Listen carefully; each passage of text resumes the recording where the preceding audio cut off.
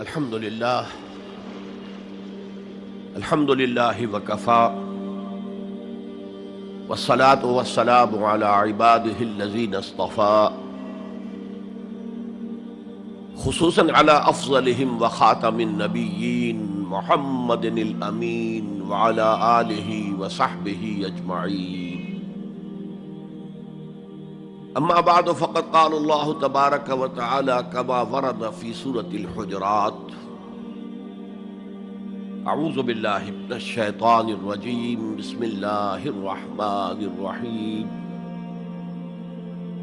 قالت الأعراب آمنا قل لم تؤمنوا ولكن قولوا أسلمنا ولما يدخل الإيمان في قلوبكم وَإِن تُطِيعُوا اللَّهَ وَرَسُولَهُ لَا يَلِتْكُم مِّنْ أَعْمَالِكُمْ شَيْئًا إِنَّ اللَّهَ غَفُورٌ رَّحِيمٌ. إِنَّمَا الْمُؤْمِنُونَ الَّذِينَ آمَنُوا بِاللَّهِ وَرَسُولِهِ ثُمَّ لَمْ يَرْتَابُوا وَجَاهَدُوا بِأَمْوَالِهِمْ وَأَنفُسِهِمْ فِي سَبِيلِ اللَّهِ أولئك هم الصادقون. قل أتعلمون الله بدينكم والله يعلم ما في السماوات وما في الأرض والله بكل شيء عليم. يمنون عليك أن أسلموا قل لا تمنوا علي إسلامكم بل اللہ یمن علیکم ان ہداکم للایمان ان کنتم صادقین. ان اللہ یعلم غیب السماوات والارض واللہ بصیر بما تعملون. وقال عز وجل كما ورد في سورة الصف: یا ایھا الذین آمنوا هل ادلکم علی تجارۃ تنجیکم من عذاب علیم تؤمنون باللہ ورسولہ وتجاہدون فی سبیل اللہ باموالکم وانفسکم ذالکم خیر لکم ان کنتم تعلمون. وقال عز وجل كما ورد في نفس السورة: ان اللہ یحب الذین یقاتلون فی سبیلہ صفا کأنہم بنیان مرصوص. صدق اللہ العظیم. وعن الحارث الاشعری رضی اللہ تعالی عنہ قال قال رسول اللہ صلی اللہ علیہ وسلم: انی آمرکم بخمس وفی روایت اللہ امرنی بہن بالجماعت والسمع والطاعت والہجرت والجہاد فی سبیل اللہ. رواہ امام احمد رحمہ اللہ. رب اشرح لی صدری ویسر لی امری واحلل عقدۃ من لسانی یفقہوا قولی. اللہم ربنا الہمنا رشدنا واعذنا من شرور انفسنا. اللہم ارنا الحق حقا وارزقنا اتباعہ وارنا الباطل باطلا وارزقنا اجتنابہ. اللہم نور قلوبنا بالایمان واشرح صدورنا للاسلام. اللہم وفقنا ان نجاہد فی سبیلک باموالنا وانفسنا. اللہم ارزقنا شہادۃ فی سبیلک. آمین یا رب العالمین. معزز حاضرین اور محترم خواتین، السلام علیکم ورحمۃ اللہ وبرکاتہ. ہمارا جو آج کا موضوع ہے وہ عنوان ہی سے نظر آ رہا ہے کہ طوالت طلب ہے. ایمان، اسلام اور اللہ کی راہ میں جد و جہد. سب سے پہلی بات اس ضمن میں یہ سمجھنی چاہیے کہ قرآن مجید میں ایمان اور اسلام اور مومن اور مسلم تقریباً ہم معنی اور مترادف الفاظ کے طور پر استعمال ہوئے، اگرچہ ایمان کا زیادہ تعلق انسان کے باطن سے ہے، اس کے ذہن سے ہے، قلب سے ہے، اور اسلام کا زیادہ تعلق اس کے عمل سے ہے، تاہم جس شخص کے دل میں ایمان ہے اور عمل میں اسلام ہے، اسے آپ مومن کہیں یا مسلم کہیں، کوئی فرق واقع نہیں ہوتا۔ Call the rose by any name, it will smell as sweet۔ لیکن یہ کہ اگر دو اصطلاحیں ہیں قرآن کی اور ہمارے دین کی، تو لازماً ان میں کوئی فرق ہے، اور یہ جو آج ہم جس کا مطالعہ کر رہے ہیں، یہ مقام قرآن حکیم کا اہم ترین مقام ہے اس خاص مضمون کے اعتبار سے۔ یہ وضاحت میں نے اس لیے کر دی کہ خاص مضمون کے اعتبار سے، کہ قرآن کا کوئی ایک لفظ بھی غیر اہم نہیں ہے، لیکن مختلف موضوعات کے اعتبار سے مختلف مقامات کو سب سے بڑھ کر اہمیت کا حامل قرار دیا جا سکتا ہے۔ تو خاص اس موضوع پر، ایمان اور اسلام کے فرق پر، یہ مقام قرآن حکیم کا اہم ترین مقام ہے۔ قالت الاعراب آمنا،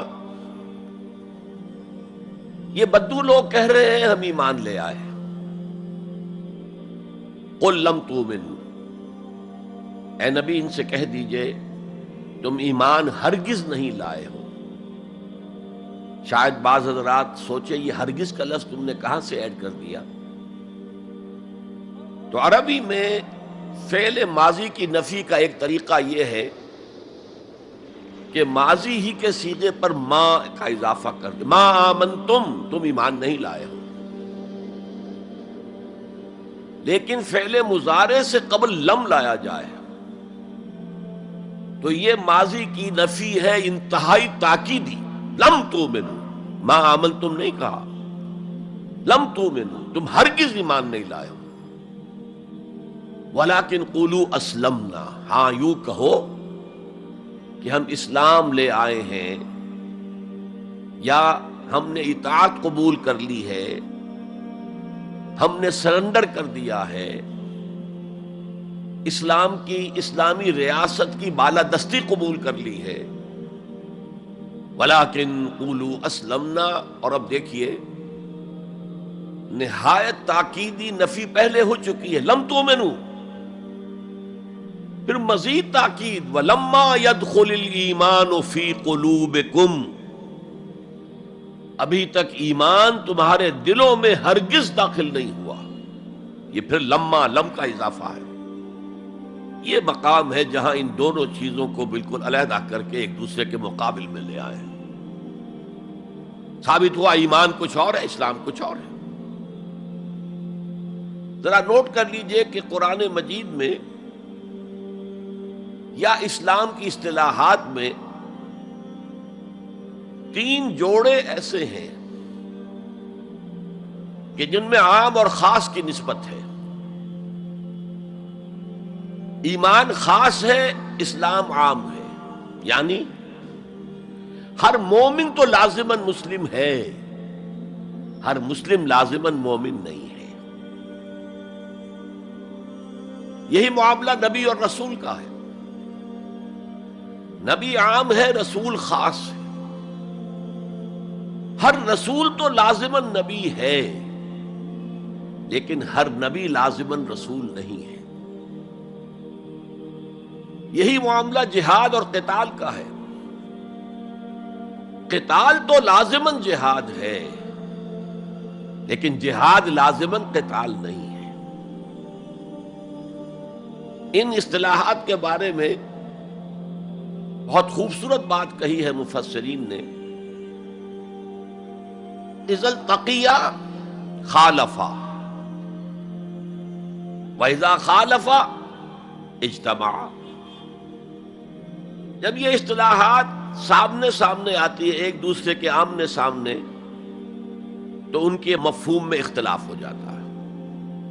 لیکن علیحدہ علیحدہ آ رہی ہو، یہاں پر اکیلی اصطلاح ایمان ہے، یہاں پر اکیلی اصطلاح اسلام ہے، تو ان کے معنی تقریباً ایک ہو جاتے ہیں۔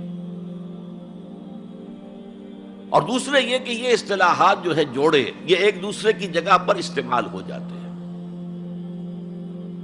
تو ایمان کی جگہ اسلام، اسلام کی جگہ ایمان، یہ استعمال کیے جا سکتے ہیں۔ اور جیسا کہ میں نے شروع میں کہا، یہ دونوں تقریباً قرآن کے عام اسلوب کے اعتبار سے مترادف رحمانی الفاظ ہیں، لیکن یہاں انہیں بالکل علیحدہ کر دیا گیا ہے۔ قالت الاعراب آمنا قل لم تؤمنوا ولكن قولوا اسلمنا ولما يدخل الايمان في قلوبكم۔ اب ذرا پس منظر سمجھیے کہ یہ کون لوگ تھے جن سے یہ کہا جا رہا ہے۔ دیکھیے، آپ کو معلوم ہے کہ ابتدا میں جب کہ حضور ابھی مکہ میں تشریف فرما تھے، تو جس شخص کے دل میں ایمان یقین کے درجے میں آ جاتا تھا، صرف وہی کہتا تھا اشہد ان لا الہ الا اللہ واشہد ان محمد رسول اللہ۔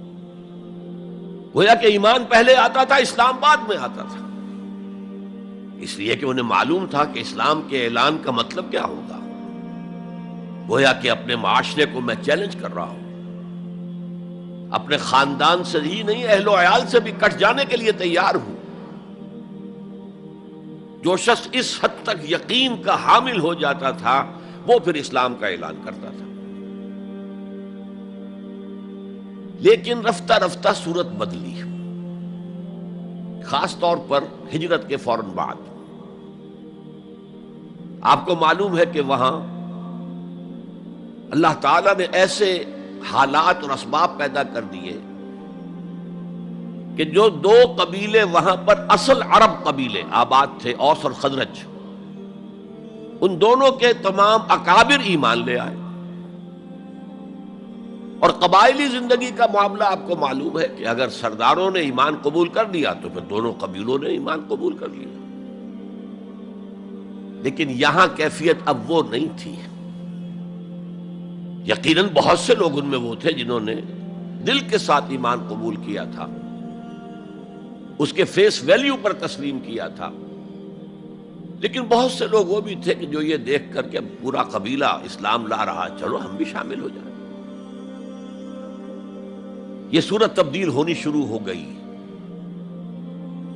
یعنی ان کے حد تک اسلام پہلے آ گیا، پھر رفتہ رفتہ حضور کی معیت میں رہے، حضور کی صحبت حاصل رہی اور اس سے استفادہ کیا، تو ایمان بھی پیدا ہوتا چلا گیا۔ اب یہاں اسلام پہلے آیا، ایمان بعد میں آیا۔ یہی کیفیت ہماری ہے آج۔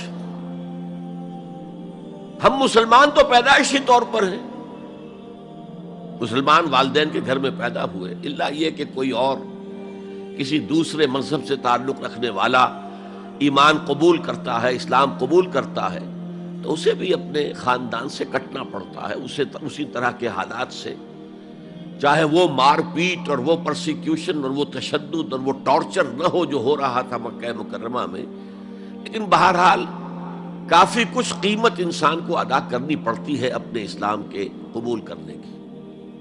لیکن ہماری 99,999 فی لاکھ جو اکثریت ہے، وہ تو انہی پر مشتمل ہے جو آباء و اجداد کی وجہ سے due to accident of birth مسلمان ہیں۔ تو اسلام تو پیدائشی طور پر مل گیا، پیدا ہوتے ہی داہنے کان میں اذان پڑھی گئی، بائیں میں اقامت کہی گئی۔ بڑا عجیب سا نکتہ ہے، ایک صاحب نے جب بیان کیا تو میں واقعی چونک گیا۔ انسان کی پیدائش کے وقت اذان دی گئی اور اقامت کہی گئی، نماز کوئی نہیں، اور اس کے انتقال کے وقت نماز پڑھی گئی بغیر کسی اذان کے، بغیر کسی اقامت کے۔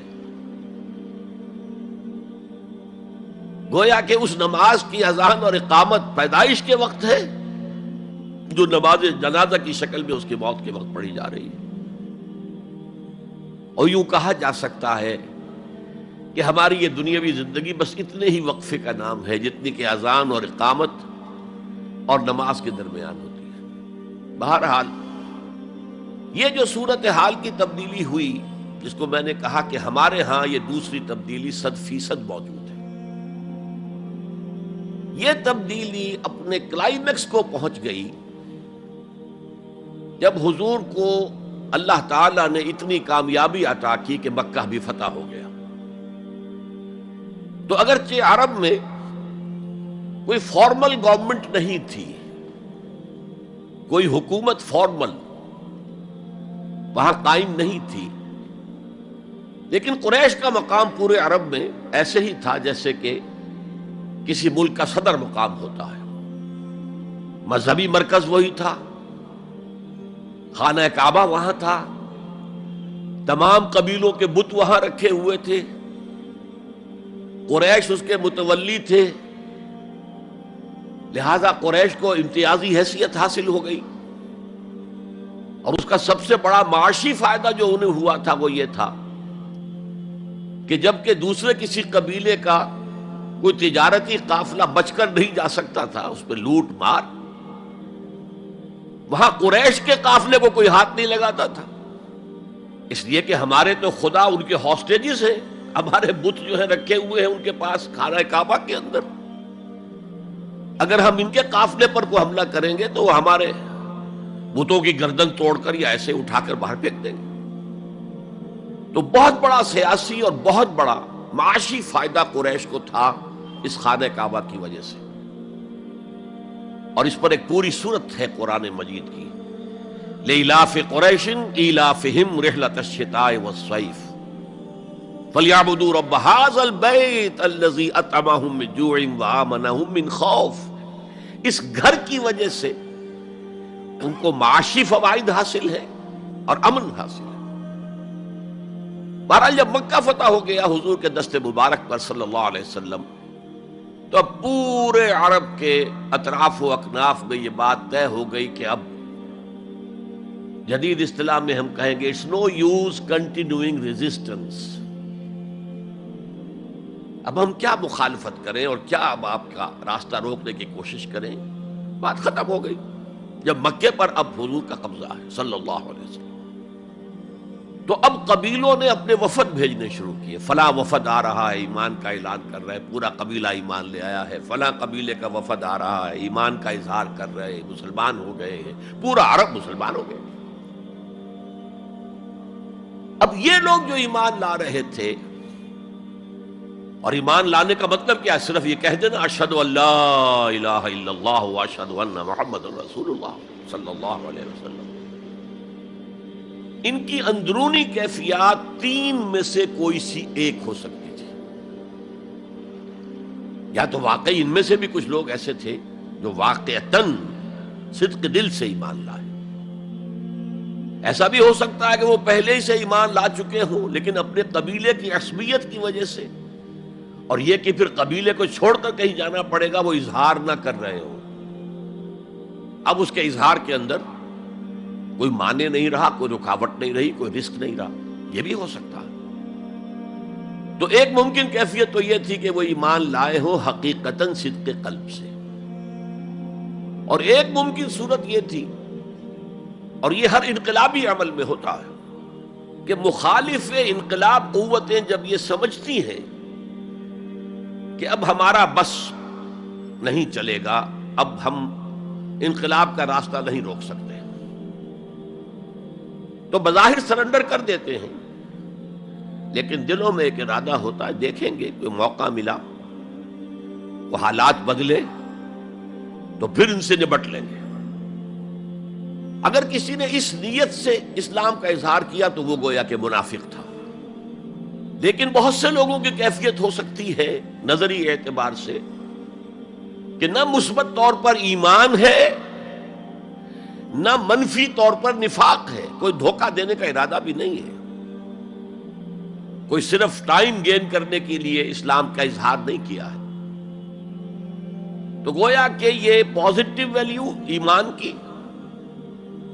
+1 +2 +3 +4 ایمان کے درجے ہیں، ایک عام آدمی کا ایمان ہے، ایک ابو بکر صدیق کا ایمان ہے، زمین و آسمان کا فرق ہے۔ خود صحابہ میں یہ درجہ بندی تھی، اور ہم تو اپنے ایمان سے کیا نسبت اور کیا تناسب قائم کریں گے صحابہ کے ایمان کے ساتھ، بالخصوص ابو بکر صدیق جیسے صدیق اکبر کے ایمان کے ساتھ رضی اللہ تعالی عنہ۔ اسی طرح -1 -2 -3 -4 یہ منافقت کے درجے ہیں. کس درجے کا نفاق ہے، کس درجے میں ڈٹرمینیشن ہے کہ we have only to buy time, اب اس کے سوا چارہ نہیں ہے، اب ہم ریزسٹ نہیں کر سکتے. It's no use continuing resistance. سر جھکا لو and wait for some occasion, opportunity, کہ پھر کھڑے ہو اور اس انقلاب کو انڈو کر دیں، ختم کر دیں. کاؤنٹر ریولوشنری موومنٹ جیسے کہ بالفعل ہوئی. جھوٹے نبی کھڑے ہو گئے اور ایک مرحلہ تو ایسا آیا کہ معلوم ہوتا تھا کہ پورا عرب مرتد ہو گیا. جیسے وہ شکل تھی اذا جاء نصر اللہ والفتح ورأیت الناس يدخلون فی دین اللہ افواجا، اس کے بالکل برعکس پوزیشن ہو گئی یخرجون من دین اللہ افواجا.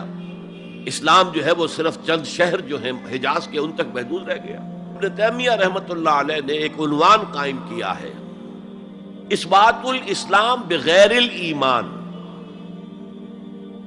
اسلام کا اثبات، تسلیم کر لینا اسلام کو بغیر ایمان کے. اس آیت کے حوالے سے قالت الاعراب آمنا قل لم تؤمنوا ولكن قولوا اسلمنا ولما يدخل الايمان في قلوبكم. اب اگلا ٹکڑا اس آیت کا یہ ثابت کر رہا ہے کہ وہ منافق نہیں تھے. وَإِن تُطِيعُوا اللَّهَ وَرَسُولَهُ لَا يَلِدْكُم مِّنْ أَعْمَالِكُمْ شَيْئًا. اگر تم اللہ اور اس کے رسول کی اطاعت کرتے رہو، اس لیے کہ اسلام کے معنی یہ تو ہے، یہ تو لازماً کرنا ہوگا. وہ دور جو ہے آج کی طرح تو نہیں تھا کہ نماز نہ پڑھو تب بھی مسلمان، پڑھو تب بھی مسلمان، کروڑ پتی ہونے کے باوجود حج نہ کرو تب بھی مسلمان. تو یہ بات تو نہیں تھی اس وقت. تو یہ کہ اطاعت تو کرنی پڑتی تھی، اس لیے کہ اطاعت تو ظاہر ہو جاتی ہے، کوئی کر رہا ہے کون نہیں کر رہا ہے. ایک چھوٹی سی بستی مدینے کی، ان میں کون نماز پڑھ رہا ہے کون نہیں پڑھ رہا صاف واضح ہوتا تھا. لہذا منافقین کو بھی آ کر نماز پڑھنی پڑتی تھی، بلکہ جو رئیس المنافقین تھا وہ ہمیشہ پہلی صف میں ہوتا تھا. اور جب حضور صلی اللہ علیہ وسلم خطبہ دینے کے لیے کھڑے ہوتے تھے تو پہلے وہ کھڑا ہوتا تھا اور کہتا لوگوں دیکھو ان کی بات توجہ سے سنو، یہ اللہ کے رسول ہے. وہ اپنی اہمیت جتانے کی خاطر، اس لیے کہ یہ جو اوس اور خزرج کے دو قبیلے تھے، ان میں اوس کا قبیلہ چھوٹا تھا، خزرج کا بڑا تھا، اور اس کا سردار یہ تھا سب سے بڑا.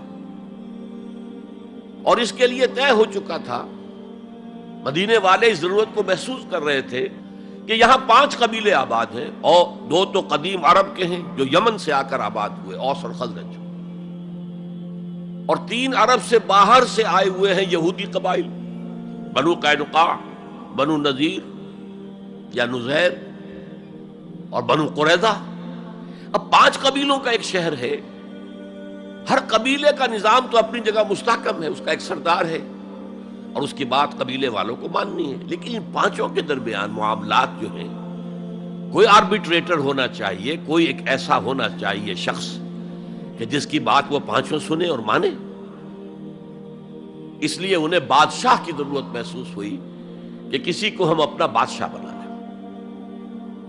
اور قرۂ فال بنام من دیوانہ زدند عبداللہ ابن ابی، اس کے بارے میں طے ہو گیا یہ ہمارا بادشاہ ہوگا. اس کے لیے تاج تیار ہو گیا سونے کا. تاج پوشی باقی تھی کہ حضور تشریف لے آئے بے تاج بادشاہ کی حیثیت سے. اس کے سارے خواب بکھر گئے. لہذا منافق اول بھی وہ اور رئیس المنافقین بھی وہ. ایمان تو وہ بھی لے آیا، اگرچہ لایا ذرا لیٹ غزوہ بدر کے بعد، لیکن یہ ہے کہ وہ ایمان لایا تھا اسی انداز کا کہ ابھی دیکھیں گے، ہوا دیکھو، ہوا کا رخ دیکھو، تیل دیکھو، تیل کی دھار دیکھو، کوئی حالت ایسی ہو جائے کہ پھر یہ معاملہ تلپٹ کر دیا جائے. تو یہاں کہا جا رہا ہے وَإِن تُطِيعُوا اللَّهَ وَرَسُولَهُ لَا يَلِدْكُم مِّنْ أَعْمَالِكُمْ شَيْئًا، جبکہ منافق کا کوئی عمل بھی قبول نہیں. لیکن یہاں فرمایا گیا کہ اگر تم اللہ اور اس کے رسول کی اطاعت کرتے رہو گے تو اللہ تعالیٰ تمہارے اعمال کے اجر و ثواب میں کوئی کمی نہیں کرے گا. دیکھیے اصولی اعتبار سے بات یہ ہے کہ ایمان کے بغیر کوئی عمل جو ہے قبول نہ ہو. یہاں ایمان کے بغیر نیکیوں کے اعمال کے قبولیت کا اعلان کیا جا رہا ہے. گویا کہ یہ ایک خاص رعایت ہے، اس لیے آیت ختم ہو رہی ہے ان اللہ غفور الرحیم. اللہ غفور ہے، اللہ رحیم ہے. یہ اس کے شان غفاری کا صدقہ ہے، یہ اس کی شان رحیمی کا صدقہ ہے کہ اس حال میں بھی تمہارے اعمال اگر تم اطاعت کرتے رہو گے اللہ اور اس کے رسول کی تو اللہ قبول فرما لے گا. البتہ یہاں یہ نوٹ آف کوشن سامنے رہنا چاہیے کہ اطاعت جزوی نہیں، اطاعت کلی، پوری کی پوری اطاعت. 2 حکم بھی دیا گیا ہے، ماننا پڑے گا. جزوی اطاعت اطاعت نہیں ہے. Partial obedience is no obedience.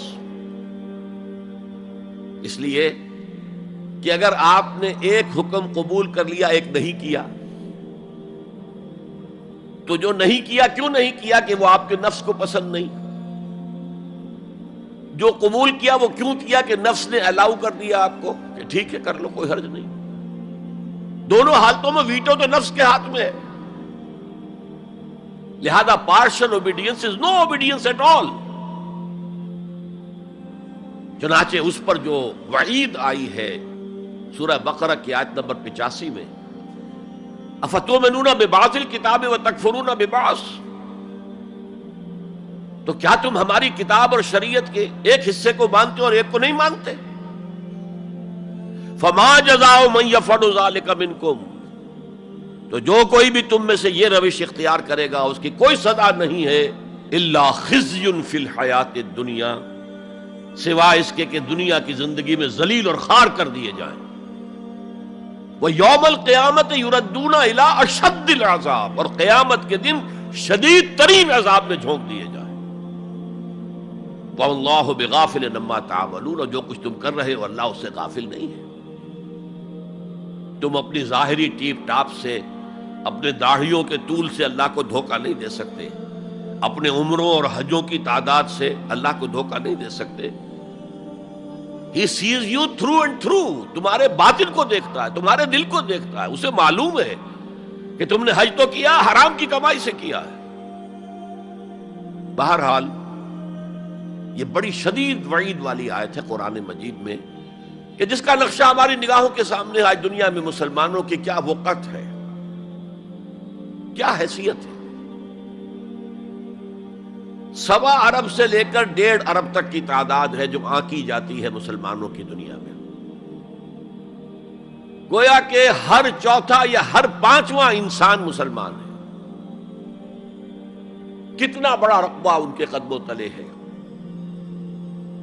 ہر طرح کے وسائل اللہ نے مہیا کیے ہیں، معدنیات، نباتات، پھر جو آج کی سب سے بڑی دولت تیل، اس کے سب سے بڑے ذخیرے مسلمانوں کے قدموں تلے ہیں. اس سب کے باوجود عزت نام کی کوئی شے نہیں. بین الاقوامی معاملات میں کوئی ہم سے رائے لیتا ہی نہیں. کسٹمی پرسد کے بھیا کیستی تم ہو کون، تمہاری رائے کیا؟ G7 بیٹھیں گے، G9 بیٹھیں گے، G13 ہوں گے، G15 ہوں گے، وہ بیٹھ کر طے کریں گے. کوئی مسلمان ملک نہ G7 میں نہ G15 میں، جسے ہم محاورے میں کہتے ہیں نہ 3 میں نہ 13 میں. یہ ہے ہماری عزت آج دنیا میں. اکثر مسلمان ملکوں کی حکومتیں امریکہ کی جیب میں ہیں. یہ ہے ہماری حیثیت. تو ذلت جو ہے وہ تو آج ہم پر ہے مسلط. فما جزاء من يفعل ذلك منكم الا خزي في الحیات الدنیا ويوم القیامت. اب یہ قیامت کے دن کی بات جو اللہ فرما رہے ہیں، دعا ہی کی جا سکتی ہے کہ اللہ تعالیٰ اس سے بچا لے، کرم فرمائے، اپنی شان غفاری اور شان رحیمی سے ہمیں اس روز کی ذلت سے اور شدید ترین عذاب میں جھونک دیے جانے کی جو یہاں پر خبر سنائی جا رہی ہے، وعید سنائی جا رہی ہے، اللہ تعالیٰ اس سے بچا لے. تو اس آیت کو اب آپ سامنے رکھیے. البتہ ایک بات میں اور آپ سے عرض کر دوں کہ جو کیفیت اس آیت میں سامنے آئی ہے یہ مستقل نہیں رہ سکتی. اگر کوئی شخص واقعتاً چاہے آغاز میں اس کا دل پازیٹیولی ایمان سے خالی تھا، لیکن ساتھ ہی نیگیٹو نفاق سے بھی خالی تھا. کہہ سکتے ہیں زیرو لیول ہے، پلس ویلیوز اور مائنس ویلیوز کے درمیان زیرو آئے گا.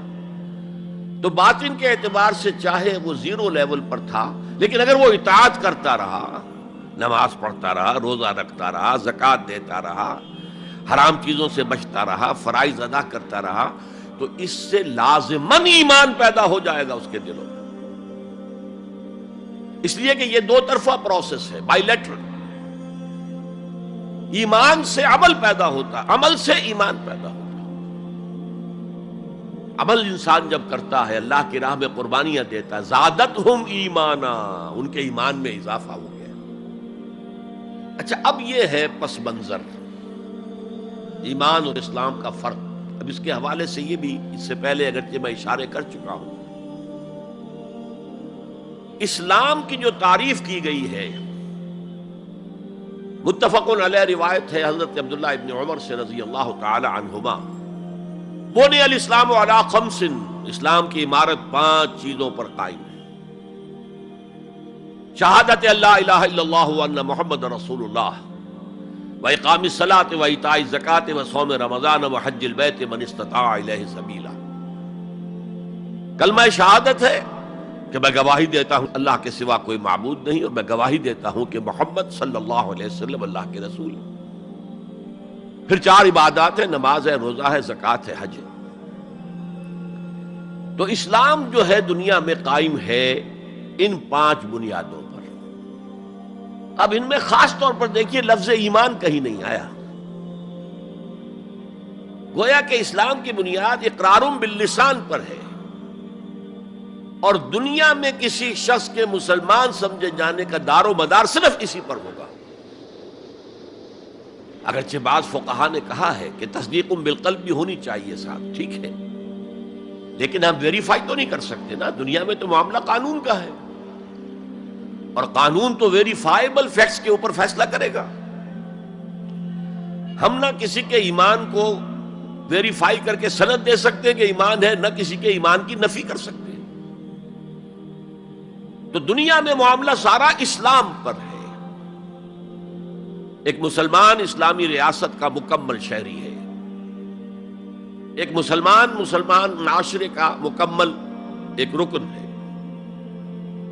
اسلام ہی پر سارا نظام ہے اس دنیا میں، لیکن آخرت میں سارا دار و مدار ایمان پر ہے. اس لیے کہ اللہ تو معذور نہیں ہے کہ دلوں کے حال کو نہ جانتا ہو. ان اللہ لا ينظر الى صورکم ولا الى اموالکم ولکن ينظر الى قلوبکم واعمالکم. اللہ تعالیٰ نہ تمہاری صورتوں کو دیکھتا ہے، نہ تمہارے مالوں کو دیکھتا ہے، بلکہ وہ تو دیکھتا ہے تمہارے دلوں کو اور تمہارے اعمال کو. امام بخاری رحمت اللہ علیہ کا موقف کہ ایمان میں عمل بھی شامل ہے انٹیگرل پارٹ کی حیثیت سے، یہ حقیقی ایمان کے اعتبار سے 100% درست ہے. تو دل میں یقین ہوگا تو کیسے عمل اس کے خلاف ہو جائے گا. لیکن لیگل اور کانسٹیٹیوشنل لیول پر، جسے ہم اسلام کہیں گے، عمل علیحدہ ہے، ایمان علیحدہ ہے. اور ایمان حقیقی گھٹتا بھی ہے، بڑھتا بھی ہے. زادتہم ایمانا وما زادہم الا ایمانا وتسلیما، سورہ احزاب میں فرمایا کہ وہ جو 12,000 کا لشکر آ گیا تھا اور ایک شدید صورت پیدا ہو گئی تھی، اور محسوس ہوتا تھا perhaps this is the end، جیسے کہ ایک چراغ جل رہا ہے میدان میں رکھا ہوا اور جھکڑ چل رہا ہے بجھانے کے لیے.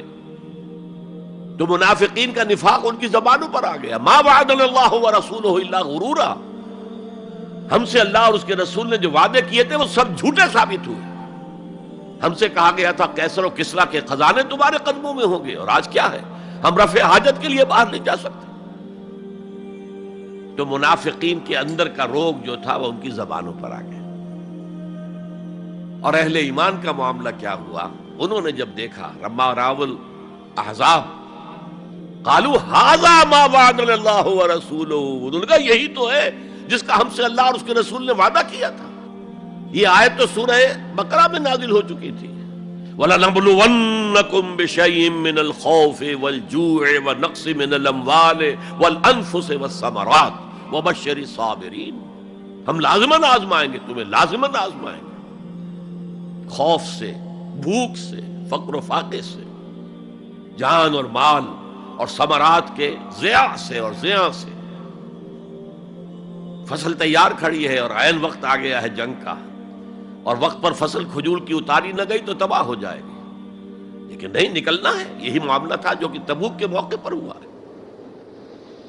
قحط کی کیفیت تھی اور اب فصل تیار تھی، اب ساری امیدیں اس فصل پر تھی، کھجور کی، لیکن ظاہر ہے کہ کھجور کی فصل اتارنا کوئی عام خواتین کا کام تو نہیں ہے، لیکن مردوں سے کہا جا رہا نکلو اللہ کی راہ میں، سب کے سب۔ پہلی مرتبہ لفیر عام تھی، ہر صاحب ایمان نکلے، تو ایک بہت بڑی آزمائش۔ تو جو راسخ الایمان تھے، صادق الایمان تھے، ان کا رد عمل سچویشن ایک ہی ہے۔ منافقین کہہ رہے ہیں ما وعدنا اللہ ورسولہ الا غرورا، ہمیں تو اللہ اور اس کے رسول نے سبز باغ دکھا کر مروا دیا، اور اہل ایمان کہہ رہے ھذا ما وعدنا اللہ ورسولہ وصدق اللہ ورسولہ وما زادہم الا ایمانا وتسلیما، اور ان میں نہیں کوئی شے بڑی مگر ایمان اور تسلیم کے۔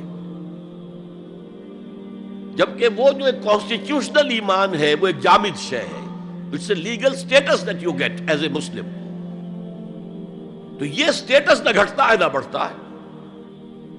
یہ نہیں ہو سکتا کہ ایک باپ کے اگر دو بیٹے ہیں اور ایک متقی ہے، زاہد ہے، عابد ہے، تہجد گزار ہے، دوسرا فاسق و فاجر ہے، تو وراثت میں اس تہجد گزار کو زیادہ حصہ ملے اور دوسرے کو جو ہے وہ کم ملے؟ نہیں، ایکول۔ المسلم کفو لکل مسلم، تمام مسلمان آپس میں جہاں تک ان کے لیگل اور پولیٹیکل حقوق کا تعلق ہے برابر۔ تو یہ فرق ہے ایمان اور اسلام میں۔ البتہ یہ میں آپ کو بتا چکا ہوں کہ یہ بھی ہو سکتا ہے کہ اسلام پہلے آئے، ایمان بعد میں آئے۔ ہم میں سے جب بھی اللہ تعالیٰ کسی کو نصیب فرما دے حقیقی ایمان، یقین والا ایمان، جیسے میں نے دعا کی اللہم نور قلوبنا بالایمان، اے اللہ ہمارے دلوں کو منور کر دے، روشن کر دے ایمان کے ساتھ، نور ایمان سے جگمگا اٹھے ہمارا دل، واشرح صدورنا للاسلام، اور ہمارے سینوں کو کھول دے اسلام کے لیے، اسلام کی ہر شے ہمیں حسین نظر آئے۔ حضور صلی اللہ علیہ وسلم کی حیات طیبہ کے آخری ایام میں یہ واقعہ پیش آیا کہ حضور مسجد نبوی میں تشریف فرمائے، مجمع موجود ہے، اچانک ایک شخص ظاہر ہوتا، شدید و بیاض ثیاب، شدید و سواد شعر، اس کا لباس انتہائی سفید صاف، کوئی اس پر دھبا نہیں، داغ نہیں، میل نہیں، بال انتہائی سیاہ چمکدار، گرد آلود نہیں، ولا یعرفہ احد منا، اور ہم میں سے اسے کوئی پہچانتا بھی نہیں تھا۔ کسی بھی ریت سے، خاک سے بالکل آلودہ ہوئے بغیر بال ہیں، تو شاید یہ مدینے کا رہنے والا ہو، تو مدینے والوں میں سے کوئی تو ہوتا کہ جو اس کو جانتا پہچانتا، کوئی نہ کوئی تو گریٹ کرتا اس کو مجمع میں، آؤ آؤ ادھر آ جاؤ، میرے پاس آ جاؤ، کوئی نہیں۔ اور اگر براہ راست باہر سفر سے آ رہا ہے تو کچھ گرد آلود بال ہوتے، کچھ کپڑے میلے کچیلے ہوتے، تو لوگ حیران تھے۔ اور مزید یہ کہ اس نے سیدھا تیر کی طرح مجمع کو چیرتا ہوا حضور کے عین سامنے جا کر بیٹھ گیا۔ اب لوگ حیران ہیں، یہ ہے کون؟ اس کی یہ جرت، یہ جسارت، اور اس طرح دو زانو بیٹھا کہ حضور کے گھٹنوں کے ساتھ اپنے گھٹنے جوڑ دیے اور حضور کی رانوں پر اپنے دونوں ہاتھ رکھ دیے۔ اب سوال کیا، یا محمد اخبرنی عن الاسلام، اے محمد مجھے بتاؤ اسلام کیا ہے؟ حضور نے فرمایا وہی جو میں ابھی آپ کو حدیث سنا چکا ہوں، الاسلام ان تشہد اللہ الہ الا اللہ وان انا رسول اللہ وان تقیم الصلاۃ وتؤتی الزکاۃ وتصوم رمضان وتحج البیت ان استطعت الیہ سبیلا۔ پھر کہا اخبرنی عن الایمان، لیکن یہ کہ ان روایتوں میں بھی اس کو روایت کرنے والے بہت سے صحابہ ہیں، عبداللہ ابن عمر بھی ہیں، حضرت عمر خود بھی ہیں رضی اللہ تعالی عنہما، ابو ہریرہ بھی ہے، عبداللہ ابن مسعود بھی ہیں. چونکہ ایک مجمع میں واقعہ ہو رہا تھا نا، تو مجمع کے اندر تو بہت سے لوگ سن رہے ہیں. اگرچہ جیسے آج بھی ہوگا کہ میں جو بات کہہ رہا ہوں، آپ میں سے بہت سے حضرات میری ساری بات سن کر اگر کہیں جا کر رپورٹ کریں گے تو ان کی باتوں میں اختلاف ہو جائے گا. لہذا اس حدیث کی روایت میں اختلاف ہے. بعض روایت تو یہ ہے کہ پہلے پوچھا اخبرنی علی الایمان، پھر پوچھا اخبرنی علی الاحسان یا علی الاسلام. اور یہ جو حضرت عمر کی روایت ہے اس میں ہے سب سے پہلے آپ نے پوچھا اخبرنی عن الاسلام، پھر دوسرا سوال آیا اخبرنی عن الایمان. اچھا، اس کے بعد ایک دو سوال اور بھی کیے، اب میں تفصیل میں نہیں جا سکتا. پھر وہ شخص چلا گیا. حضور نے کہا ذرا اس کو بلانا واپس، تو دیکھا تو کہیں بھی نہیں. زمین کھا گئی، آسمان و چکر لے گیا، اللہ جانے. تب حضور نے فرمایا اوہ یہ جبرائیل تھے جو تمہیں تمہارا دین سکھانے آئے تھے. یعلمکم دینکم اذ لم تسألوہ، جبکہ تم نے اس کے بارے میں سوال نہیں کیا. اور یہ پہلی بار ہے کہ میں جبرائیل کو پہچان نہیں سکا. انسانی شکل میں وہ آئے اور میں پہچان نہیں پایا، ورنہ اکثر حضرت دہیہ کلبی کی شکل میں آتے تھے انسانی صورت میں. جب بھی حضرت جبرائیل آتے تھے، حضرت دہیہ کلبی جو ہے وہ بہت ہی حسین جوان رانا، ان کی شکل میں آتے تھے. بہرحال یہ اتنا اہم مسئلہ ہے کہ اس کو کلیئر کرنے کے لیے کہ دودھ کا دودھ پانی کا پانی علیحدہ ہو جائے. ایمان کیا ہے، اسلام کیا ہے. دنیا کا نظام اسلام پر ہے، ایمان پر نہیں ہے. آخرت کا معاملہ ایمان پر ہے، اسلام پر نہیں ہے. کوئی شخص مسلمانوں کا بہت بڑا قائد ہو، بہت بڑا لیڈر ہو، لیکن ہو سکتا ہے آخرت میں زیرو ہو. میں حدیث سنا چکا ہوں آپ کو. ایک شخص دنیا میں شہید سمجھا جا رہا تھا، ایک شخص دنیا میں بہت بڑا عالم سمجھا جا رہا تھا، ایک شخص دنیا میں بہت بڑا سخی سمجھا جا رہا تھا، اور اللہ نے سب کے دعوے جو ہیں ان کی نفی کر دی. تم نے جنگ کی تھی اس لیے لیقال جریء کہا جائے، بہت ہی جری آدمی ہے صاحب، بہت بہادر آدمی، کیا کہنے اس کے. لیقال سخی، بھائی بڑا سخی آدمی ہے، سخاوت کے دریا بہا دیے اس نے. بھائی بہت بڑا عالم ہے، اس سے علم کا کتنا جو ہے لوگوں کو فیض پہنچا ہے. وقد قیل، یہ تمہارا مقصود تھا، وہ مقصود دنیا میں حاصل ہو چکا، تمہاری شہرت کے ڈنکے بج چکے، اب یہاں تمہارے لیے کچھ نہیں. اور پھر اللہ حکم دے گا اور فرشتے منہ کے بل گھسیٹتے ہوئے اسے جہنم میں جھونک دیں گے.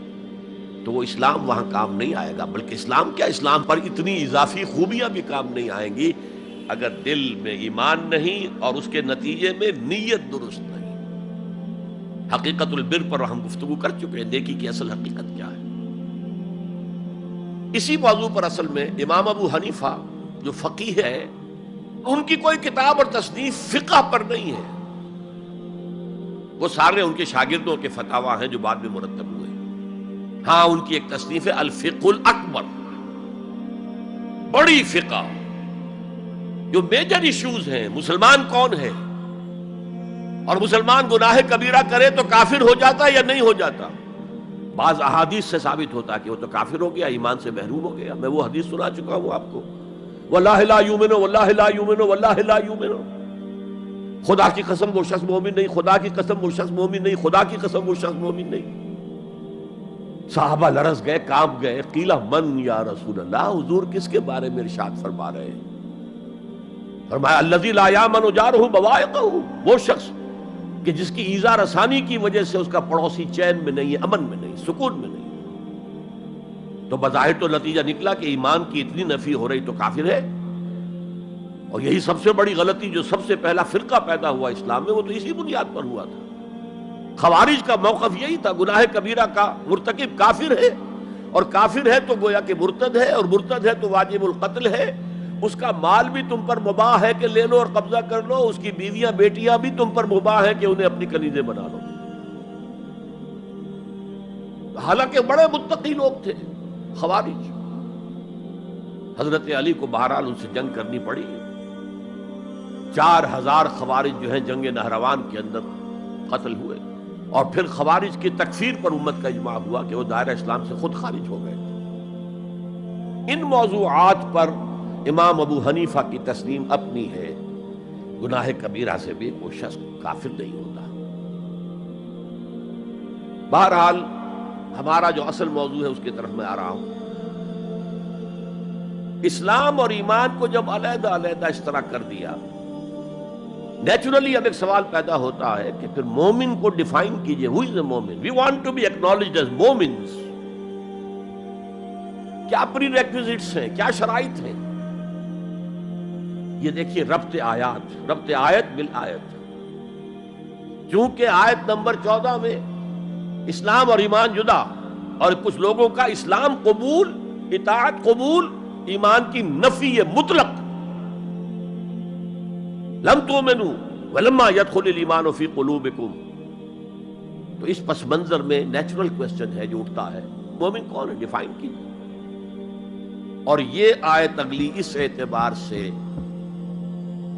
قرآن مجید کی اہم ترین آیت ہے. A comprehensive definition of who is a مومن، جس کو اصطلاح میں کہا جاتا ہے جامع و مانع تعریف. جامع اور مانع تعریف، کسی چیز کو ڈیفائن کریں اس طریقے سے کہ کوئی شے جو اس کے باہر ہے وہ اس میں داخل نہ ہو جائے، اور کوئی شے جو اس کا جز ہے باہر نہ رہ جائے. جامع بھی ہو، اس کے تمام اجزاء اس میں آ جائیں، اور مانع ہو کہ کوئی شے جو اس سے مناسبت نہ رکھتی ہو اس میں شامل نہ ہو سکے. جامع و مانع تعریف مومن کی وہ اس آیت میں، آیت نمبر 15. انما المؤمنون الذین آمنوا باللہ ورسولہ ثم لم یرتابوا. اب یہاں بھی وہ اسلوب حصر ہے، انما. اور حصر کا مفہوم میں کئی دفعہ سمجھا چکا ہوں کہ آپ کہیں کہ زید عالم ہے، اس سے دوسروں کے علم کی نفی نہیں ہوئی، اور بھی ہو سکتے ہیں. زید ہی عالم ہے تو دوسروں کی نفی ہو گئی کہ اس مجمع میں صرف ایک عالم ہے اور وہ زید ہے، باقی کوئی عالم نہیں. اسے حصر کہتے ہیں. تو میں نے چونکہ کہا ہے کہ most comprehensive definition of who is a مومن، اس کا آغاز بھی حصر سے ہے، اس کا اختتام بھی حصر پر ہے. انما کلمہ حصر ہے، اور آخر میں اولئک ھم الصادقون، وہ بھی اسلوب حصر ہے. انما المؤمنون الذین آمنوا باللہ ورسولہ ثم لم یرتابوا. مومن تو صرف وہ ہے جو ایمان لائے اللہ پر اور اس کے رسول پر، پھر شک میں ہرگز نہیں پڑے. یہ پھر لم آ گیا، یہاں مرتابو نہیں آیا، لم یرتابو، ہرگز شک میں نہیں پڑے. یہ واحد مقام قرآن کا جہاں پر کہ یہ لفظ اضافی طور پر آیا ہے ایمان کے بعد. ثم لم یرتابو، یرتابو بنا ریب سے، شک. الف لام میم ذالک الکتاب لا ریب فیہ. ارتابا یرتابو، شک میں پڑ جانا. ثم لم یرتابو، پھر شک میں ہرگز نہیں پڑے. ان کا دل ایمان پر یقین کے ساتھ معمور ہو گیا. چنانچہ پازیٹیو انداز میں یہی شان بیان ہوئی ہے صحابہ کی اکثریت کی اسی سورہ حجرات میں. فرمایا گیا صحابہ کرام سے وَلَٰكِنَّ اللَّهَ حَبَّبَ إِلَيْكُمُ الْإِيمَانَ وَزَيَّنَهُ فِي قُلُوبِكُمْ. اللہ نے تو تمہارے نزدیک ایمان کو محبوب بنا دیا ہے اور تمہارے دلوں میں کھبا دیا ہے، مزین کر دیا تمہارے دلوں کو ایمان سے، منور کر دیا تمہارے دلوں کو ایمان سے. تو یہاں فرمایا انما المؤمنون الذین آمنوا باللہ ورسولہ ثم لم یرتابوا، اضافی شرط. وجاہدوا باموالہم وانفسہم فی سبیل اللہ، اور جہاد کیا انہوں نے اپنے مالوں کے ساتھ اور جانوں کے ساتھ اللہ کی راہ میں. یہ دوسری شرط لازم. گویا جہاد کے بغیر کوئی ایمان نہیں. یہ جامع و مانع تعریف ہے. اولئک ھم الصادقون، صرف یہ لوگ سچے ہیں. یہ اگر دعویٰ کریں آمنا تو ٹھیک ہے، ان کا دعویٰ صحیح ہے، درست ہے، لیکن یہ دو پری ریکوزٹس پورے کرنے ہوں گے. اب اس کو میں سمجھانے کے لیے کہا کرتا ہوں کہ دیکھیے یہ 5 ارکان تو اسلام کے ہو گئے، کلمہ شہادت، نماز، روزہ، حج، زکوٰۃ. اس میں جب حقیقی ایمان دلوں میں اتر جائے گا تو ایک تو رکن یہاں اضافی ہو جائے گا، یقین قلب. صرف گواہی نہیں، صرف وربل اٹیسٹیشن نہیں، یقین قلب بھی. اور دوسرا عمل میں آ جائے گا جہاد فی سبیل اللہ. وہ پانچوں ارکان قائم رہیں گے. اسلام عام ہے، ایمان خاص ہے، تو اسلام کے 5 ارکان تو ہیں موجود، وہ تو شامل رہیں گے. اگرچہ ظاہر بات ہے جب دل میں یقین پیدا ہو جائے گا تو اب نماز کی شان کچھ اور ہوگی. ایک ہے چھدا اتارا جا رہا ہے، بس نماز ایک فقہی جو ہے وہ ہم نے ادا کر دی ہے، جس کو کہا گیا ہے کہ جیسے مرغا ٹھونگے مارتا ہے ایسے سجدے کیے ہیں اور گئے. ایک نماز وہ ہوگی جسے حضور نے کہا الصلاۃ معراج المومنین. تو ایمان حقیقی کے ساتھ نماز کی شان کچھ اور ہوگی، اور ایک اس رسمی سے اسلام کے ساتھ نماز کی شان کچھ اور ہوگی. لیکن وہ 5 ارکان قائم رہیں گے، 2 کا اضافہ ہو جائے گا. شہادت کے بعد اس کے ساتھ یقین قلبی، اور ان 4 عبادات کے ساتھ جہاد فی سبیل اللہ. یہ جو رے آف لائٹ کا جو اسپیکٹرم بنتا ہے اسے پرزم میں سے جب گزارے تو 7 روشنیاں نظر آتی ہیں. وہ تو نظر آتی ہیں، 2 اور بھی ہیں جو نظر نہیں آتی. Ultraviolet, infrared. یہ الٹرا وائلٹ ہے اور یہ انفرا ریڈ ہے جہاد والی، جس میں جانیں دینی پڑتی ہے، خون کا معاملہ بھی آتا ہے. یہ گویا کہ حقیقی ایمان کے 7 ارکان ہو جائیں گے، 5 جمع 2. تب وہ شخص مومن کہلانے کا مستحق ہوگا. قُلْ أَتُعَلِّمُونَ اللَّهَ بِدِينِكُمْ. اے نبی ان سے کہیے تم اللہ کو بتانا چاہتے ہو، جتلانا چاہتے ہو اپنا دین. میں چونکہ ہریانہ میں پیدا ہوا تھا، حصار میں، تو وہاں کی جو مقامی بولی تھی اس کی کچھ چیزیں یاد ہیں. تھوتھا چنا باجے گھنا.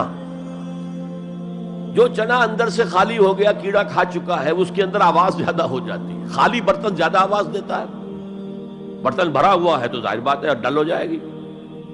تو وہاں تھوتھا چنا، کھوکھلا چنا، باجے گھنا، اس کی آواز جو ہے زیادہ آتی ہے.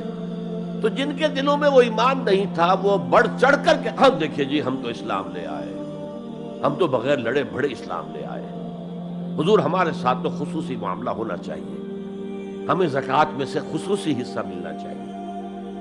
یہ جو وہ جتلاتے تھے اپنے دین کو، تو فرمایا قُلْ أَتُعَلِّمُونَ اللَّهَ بِدِينِكُمْ. کیا اللہ کو اپنا دین جتلا رہے ہو؟ وَاللَّهُ يَعْلَمُ مَا فِي السَّمَاوَاتِ وَمَا فِي الْأَرْضِ. اللہ کو تو معلوم ہے جو کچھ آسمانوں میں ہے اور جو کچھ زمین میں ہے. وَاللَّهُ بِكُلِّ شَيْءٍ عَلِيمٌ. اللہ تو ہر چیز کا جاننے والا ہے. اگر حقیقی ایمان تمہارے دلوں میں تو اللہ کو معلوم ہے، اور جیسا ایمان تم لائے ہو اللہ جانتا ہے اس کو. آیا واقعی صدق دل کے ساتھ ہے یا نفاق کے اور دھوکے کے ساتھ ہے، یا یہ کہ خالی اسلام ہے، 0 لیول ہے. یمنون علیک ان اسلموا. اے نبی یہ آپ پر احسان دھر رہے ہیں کہ ہم اسلام لے آئے. دیکھیے جی ہم نے تو اطاعت قبول کر لی.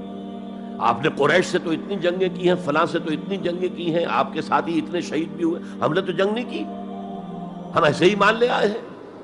تو گویا کہ احسان ہے ہمارا. یمنون علیک، مننا یمنو احسان دھرنا. یمنون علیک ان اسلموا قل لا تمنوا علی اسلامکم. کہہ دیجئے مجھ پر اپنے اسلام کا احسان مت دھرو. بل اللہ یمن علیکم ان ہداکم للایمان. بلکہ اللہ تم پر احسان دھرتا ہے کہ تمہیں اسلام کا راستہ دکھا دیا ہے.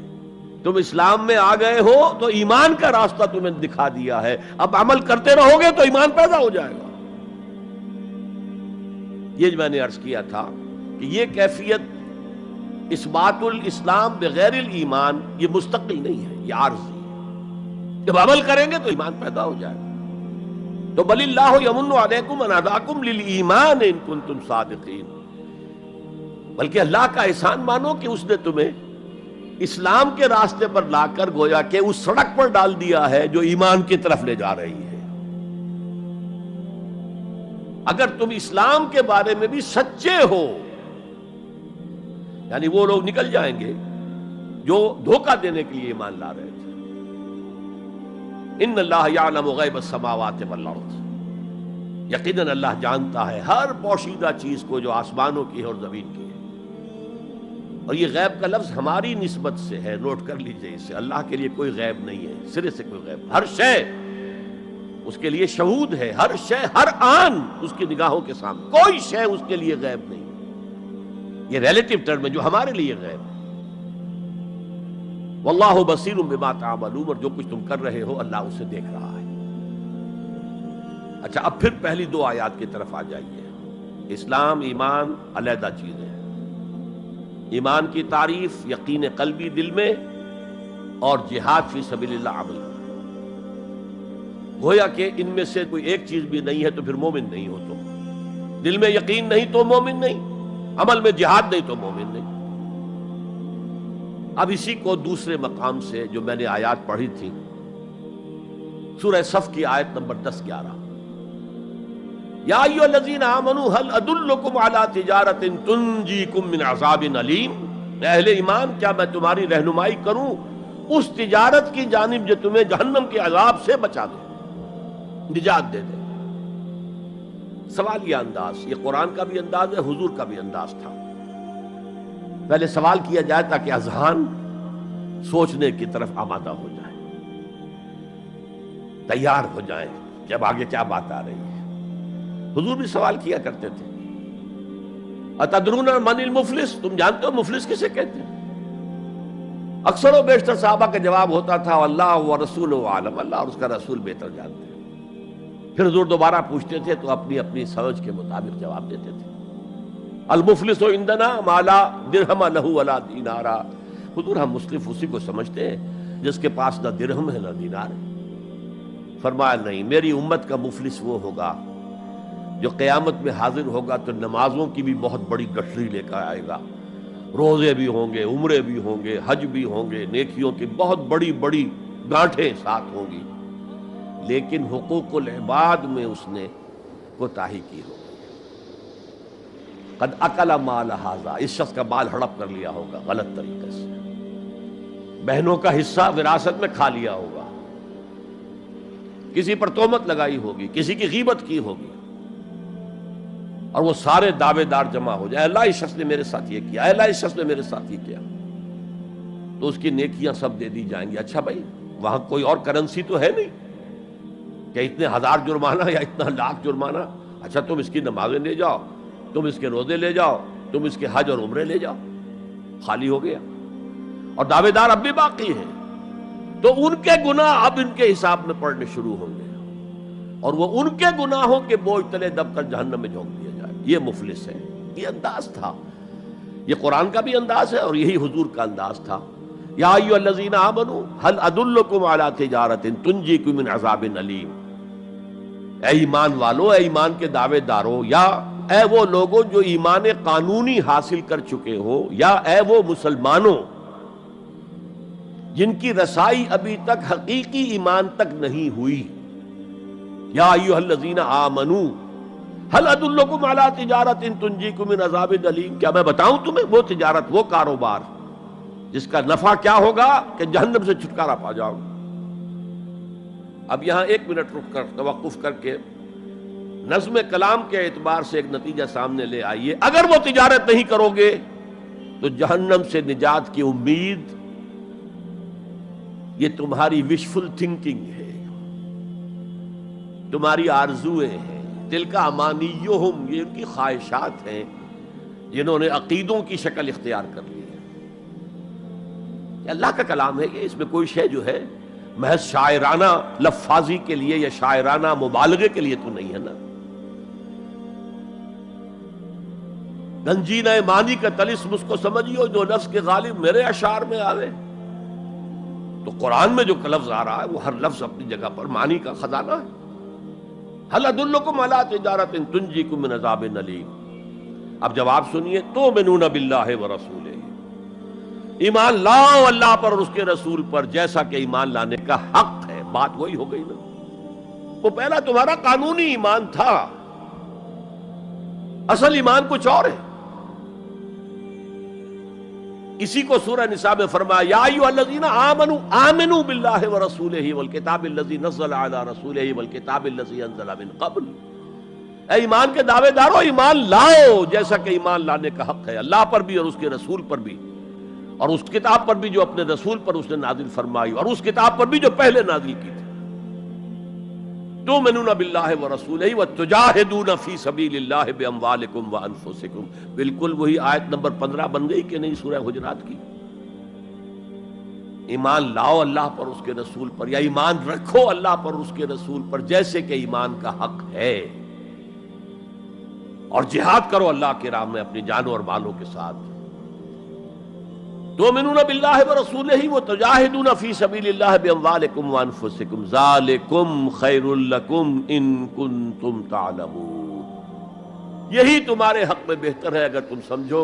اگرچہ بظاہر تو گھاٹے کا سودا ہے دنیاوی اعتبار سے، اللہ کی راہ میں جہاد کرنا جان کا اندیشہ، قتال کے لیے نکلنا جان کا، جو اگر بچ کے آ گئے تو ایک نئی زندگی سمجھیے، ورنہ انسان میدان جنگ میں جاتا ہے تو جان ہتھیلی پر رکھ کر جاتا ہے۔ مال مانگا جا رہا ہے اللہ کی راہ میں، مال دے کر دنیا میں تو بہرحال دولت کی کمی کا احساس ہوتا ہے نا، اگرچہ تمہیں گھاٹے کا سودا نظر آتا ہے، حقیقت میں یہی نفع کا سودا ہے اگر تمہارے پاس علم حقیقی ہے۔ اب ان دو مقامات سے جو نتیجہ میں نے نکالا، there can be no ایمان without jihad فی سبیل اللہ،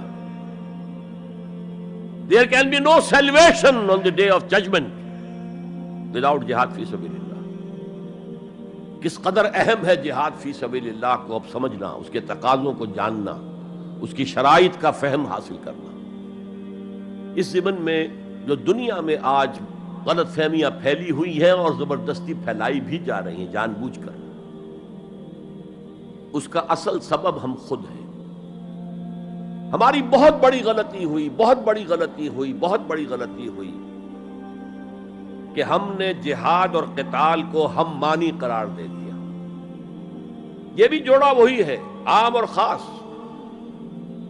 لیکن جہاد اور قتال یہ ہم مانی نہیں ہے، سینونیمس نہیں ہے۔ اسی لیے میں نے سورہ صفی کی آیت نمبر 4 بھی آپ کو سنائی۔ اب یہ اس اعتبار سے جہاد اور قتال فی سبیل اللہ پر قرآن مجید کی جامع ترین صورت ہے، کل 14 آیتیں، اس میں جہاد فی سبیل اللہ کا ذکر بھی ہے، یہ آیت نمبر 11 کے اندر، اور آیت نمبر 4 میں قتال فی سبیل اللہ کا حکم بھی ہے۔ ان اللہ یحب الذین یقاتلون فی صفا صفا کانہم بنیان مرصوص، اللہ کو محبوب تو وہ بندے ہیں اس کے جو اس کی راہ میں جنگ کرتے ہیں، صفیں باندھ کر گویا کہ سیسا پلائی ہوئی دیوار ہے۔ قتال فی سبیل اللہ، جہاد فی سبیل اللہ، دو اصطلاحات ہیں، ان کا مفہوم بالکل ایک تو نہیں ہو سکتا۔ ہمارے ہاں ان دونوں کو مترادف قرار دے دیا، اس کے نتائج کیا نکلے؟ قتال ہر وقت تو ہوتا ہی نہیں، لہذا جہاد ثانوی شے ہو گیا، اس کی اہمیت ہی نہیں رہی، وہ جو بیک برنر کی جگہ ہوتی ہے وہاں رکھ دیا گیا۔ بعض لوگوں نے ایک اور غلطی کی اس کے برعکس، جہاد کی اہمیت کے پیش نظر انہوں نے اسے ارکان اسلام میں داخل کر دیا۔ یہ بہت بڑی جسارت ہے، اس لیے کہ متفقون علیہ حدیث حضرت عبداللہ ابن عمر سے میں سنا چکا ہوں، 5 ارکان اسلام کے، اور حدیث جبرائیل میں اسلام کی ڈیفینیشن وہی 5 چیزیں، چھٹی چیز داخل کرنے کا کسی کو حق نہیں۔ ارکان اسلام میں جہاد فی سبیل اللہ شامل ہے، ارکان ایمان میں شامل ہے۔ There can be no ایمان without جہاد فی سبیل اللہ، and there can be no salvation، نجات کا کوئی امکان نہیں ہے اگر جہاد فی سبیل اللہ نہیں۔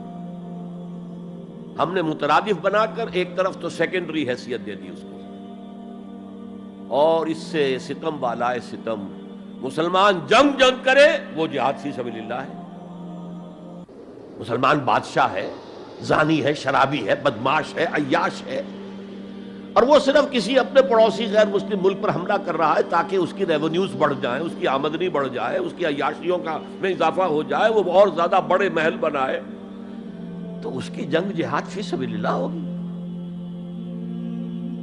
ہم نے بدنام کیا جہاد فی سبیل اللہ۔ اب غیر مسلم تو یہ سب کچھ دیکھتے ہیں، جہاد کسے کہتے ہیں، اسی کے اعتبار سے پھر مفہوم ان کے سامنے آتا۔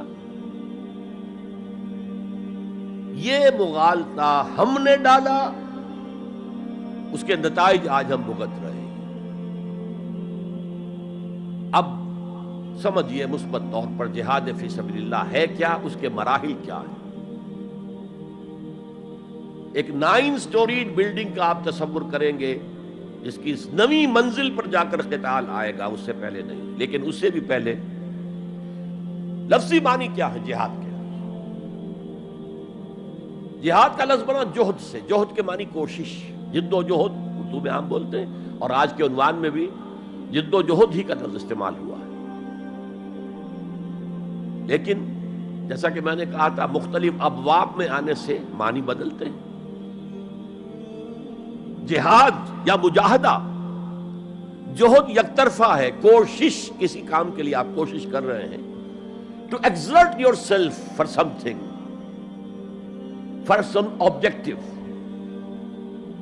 لیکن جہاد یا مجاہدہ بنے گا جبکہ دو افراد ایک دوسرے کے مقابلے میں آ کر کوشش کر رہے ہیں، رسا کشی ہو رہی ہے. لہذا کوشش اور کشاکش، اس میں جو فرق ہے، رسا کشی، ایک ٹیم ادھر ہے ایک ادھر ہے، وہ رسے کو ادھر کھینچ رہی ہے وہ ادھر کھینچ رہی ہے، تو یہ دو طرفہ عمل ہے جہاد یا مجاہدہ. اسی طریقے سے قتل اور مقاتلہ یا قتال، کوئی شخص جا رہا تھا آپ نے شوٹ کر دیا، یہ قتل ہے، یک طرفہ عمل ہے. دو فوجیں آمنے سامنے ہیں، یہ ان کو قتل کرنا چاہتے ہیں وہ ان کو قتل کرنا چاہتے ہیں، یہ قتال ہے، یہ جنگ ہے. یا مقاتلہ ہے، دونوں مصدر ہیں یہ، جوہد، کوشش. اچھا انگریزی میں آپ کیا کہیں گے؟ To strive for something, کسی چیز کے لیے کوشش کرنا. اور جہاد کیا ہوگا؟ To struggle against something, وہ اگینسٹ ہوگا، اسٹرگل، محنت. اس فرق کو ذہن میں رکھیے. جوہد کوشش، ٹو اسٹرائیو کوشش کرنا. جہاد کشاکش، کھینچ تان، جہاں جوہد کے مقابلے میں آ جائے، وہ اس کو ناکام کرنے کی کوشش کرے، یہ اس کو ناکام کرنے کی کوشش کرے. ایک ویکنسی ڈکلیئر ہوئی ہے، اب آپ پورا زور لگا رہے ہیں، جو سفارش ہو سکے، جو کچھ ہو سکے کسی طریقے سے مجھے ملے. ایک اور شخص بھی زور لگا رہا ہے، یہ آپ کا جہاد ہو رہا ہے. اور قتل یک طرفہ عمل ہے، قتال جنگ ہے، دو طرفہ. اب دیکھیے یہ جو جہاد ہے یہ اس کائنات کی سب سے بڑی حقیقت ہے. Every living organism on this planet is continuously in جہاد. آپ خود کہتے ہیں اسٹرگل فار ایگزسٹنس، مقابلہ نہیں ہوتا اس میں. کاروبار میں مقابلہ ہو رہا ہے، ملازمتوں میں مقابلہ ہو رہا ہے، مقابلوں کے امتحان ہو رہے ہیں. حیوانات، جرثومے، چھوٹے چھوٹے سے، اسٹرگل فار ایگزسٹنس. اسے جہاد زندگانی کہیں گے آپ، جہاد زندگی. Every living creature, every living organism is engaged in continuous جہاد، اسٹرگل فار ایگزسٹنس. اس کو جہاد زندگانی کا لفظ دیا اقبال نے. یقین محکم عمل پہم محبت فاتح عالم، جہاد زندگانی میں ہے یہ مردوں کی شمشیریں. اچھا مسلمان بھی جب یہ کام کرتا ہے، جہد للبقاء، اسٹرگل فار ایگزسٹنس، اگر وہ شریعت کے احکام کے مطابق کر رہا ہے تو یہ عبادت ہے. اگر حرام ذریعے استعمال کر رہا ہے، غلط ذریعے استعمال کر رہا ہے، دھوکہ دے رہا ہے، جھوٹی قسمیں کھا رہا ہے، تو یہ حرام کے درجے میں چلا گیا. اور اگر آپ اپنی اس جہد بقا کو، جہاد وجود کو، جہاد زندگانی کو اسلام کے اصولوں کے مطابق کر رہے ہیں، یہ عبادت ہے. حضور نے فرمایا القاسم و حبیب اللہ، جو شخص محنت کر کے کماتا ہے وہ اللہ کا ساتھی، اللہ کا دوست ہے، حبیب اللہ. اور سب سے بہترین کھانا بتایا وہ ہے رزق جو اپنے ہاتھ کی کمائی سے ہو، محنت، مشقت. بہرحال یہ جہاد کا ایک آغاز ہے. میں نے کہا تھا یہ یونیورسل فینومینن ہے، یونیورسل، اس کائنات کی سب سے بڑی حقیقت یہی ہے. اس سے اوپر اٹھیے، انسانی سطح پر سب سے بڑا جہاد اپنے حقوق کا حصول، the freedom struggle. the struggle for self determination. کوئی قوم آ کر آپ پر حاکم ہو گئی، اس سے نجات حاصل کرنا، یہ جہاد فی سبیل الحریت. فی سبیل کسے کہتے ہیں؟ For the cause of, in the cause of. جہاد فی سبیل الحریت جائز ہے، سب کریں گے، سب کی آزادی حق ہے، کسی کو غلام بنا کر رکھنے کا کسی کو اختیار نہیں ہے. تو struggle for freedom it's a universal phenomenon. اور مسلمان بھی اگر کرے گا اور اللہ کی حدود کے اندر رہ کر کرے گا تو وہ بھی اللہ کے ہاں وہ اجر و ثواب کا مستحق ہوگا، بلکہ اگر جان دے دے گا شہید شمار ہوگا. اس لیے کہ حضور کی ایک حدیث ہے، من قتل دون مالہ فہو شہید. جو شخص اپنے مال کی حفاظت میں مارا گیا وہ بھی شہید ہے. اب آپ کہیں جا رہے تھے، آپ کے پاس کچھ مال ہے، جیب میں کچھ ہے، کوئی ڈاکو آ گئے آپ کو گھیر لیے. اب آپ کے پاس دو راستے، ایک تو آپ کہے لو بھائی جو کچھ ہے یہ حاضر ہے، لے لو، میری جان بخشی کرو، اور ایک یہ کہ آپ ڈٹ جائیں. اس ڈٹ جانے میں اگر جان چلی گئی تو آپ شہید ہیں. من قتل دون مال ہی، تو مال سے تو 1000 گنا بڑی شے ہے حریت فی سبیل الحریہ. لیکن ہم نے کیا غلطی کی؟ فریڈم سٹرگل کو بھی جہاد فی سبیل اللہ کہہ دیا. بہت بڑی غلطی، جس کا سب سے بڑا مظہر میں آپ کو بتاتا ہوں. یہ mid 50s کی بات ہے. میں اپنے MBA سے فارغ ہو کر منٹگومری میں، جو اب سائیوال کہلاتا جا کر آباد ہو گیا تھا والدین کے پاس، الجزائر میں اس وقت فریڈم سٹرگل چل رہی تھی فرانس کے خلاف. تو اس کے لیے کچھ فنڈز حاصل کرنے کے لیے ایک وفد آیا پاکستان کے دورے پر. ایک تو کرنل صاحب تھے، کرنل عودہ، وہ تو داڑھی مونچھ صاف تھے جیسے ہوتے عام طور پر فوجی. لیکن ایک بہت بڑے عالم دین علامہ بشیر الابراہیمی الجزائری، بہت مشہور، بہت بڑے عالم، وہ بھی ساتھ تھے. انہوں نے جو تقریر کی عربی میں، جہاد فی سبیل اللہ، جہاد فی سبیل اللہ، واقعہ یہ کہ وجد میں آ گیا پورا مجمع. وہ لوگ تو وجد میں نہیں آ سکے ہوں گے جنہوں نے ترجمہ، جنہوں نے سنا ہے، لیکن میں عربی سے واقف تھا تو میں واقعتاً وجد میں آ گیا. قرآن کا بیان، حدیث کے بیان، جہاد فی سبیل اللہ کی اہمیت، جہاد فی سبیل اللہ کا مقام و مرتبہ. اچھا جو بھی ہو سکا پیسے ہم نے جمع کیے، کمیٹی بنائی، تھیلی پیش کی. Now prepare for the shock. جب یہ جہاد کامیاب ہوا تو ایک سوشلسٹ ریاست قائم ہو گئی. How come؟ اگر یہ جہاد فی سبیل اللہ تھا تو اسلامی ریاست قائم ہونی چاہیے تھی. اگر درخت آم کا تھا تو اس میں نمولی کیسے لگ گئی؟ معلوم ہوا کہ ہم نے غلطی کی تھی. ہم نے اسے جہاد حریت کی بجائے جہاد فی سبیل اللہ کہہ دیا. بھئی جہاد حریت جائز ہے اور اس کے لیے جان دینا بھی شہادت ہے، لیکن آپ نے اس کو جہاد فی سبیل اللہ کیسے کہہ دیا؟ چنانچہ یہ نوٹ کر لیجئے کہ میں نے جب افغانستان میں روسی فوجیں داخل ہو گئیں تو جو وہاں پر ایک سٹرگل شروع ہوئی ہے، ریزسٹنس شروع ہوئی ہے، میں نے اسے کبھی جہاد فی سبیل اللہ نہیں مانا. جہاد فی سبیل اللہ کا نعرہ لگوا کر امریکہ نے فائدہ اٹھایا، مرے افغان، اور کام بن گیا اس کا آرک رائیول جو ہے وہ ختم ہو گیا. اور نتیجہ پوری دنیا بھگت رہی ہے کہ بائی پولر کی بجائے یونی پولر دنیا ہو گئی. اور وہ جو ایک پول ہے جتنا طاقت کے نشے میں اس وقت چور چور ہے، وہ آپ کو معلوم ہے، مجھے تفصیل میں جانے کی ضرورت نہیں. میں نے کہا تھا جہاد حریت ہے، جائز ہے، to defend your country against an invader, لیکن اسے جہاد فی سبیل اللہ نہ کہیں. اچھا اس سے آگے آئیے، اب ہیومن لیول پر اس سے اوپر کا ایک کی سطح ہے، نظریے اور نظام کے لیے جہاد.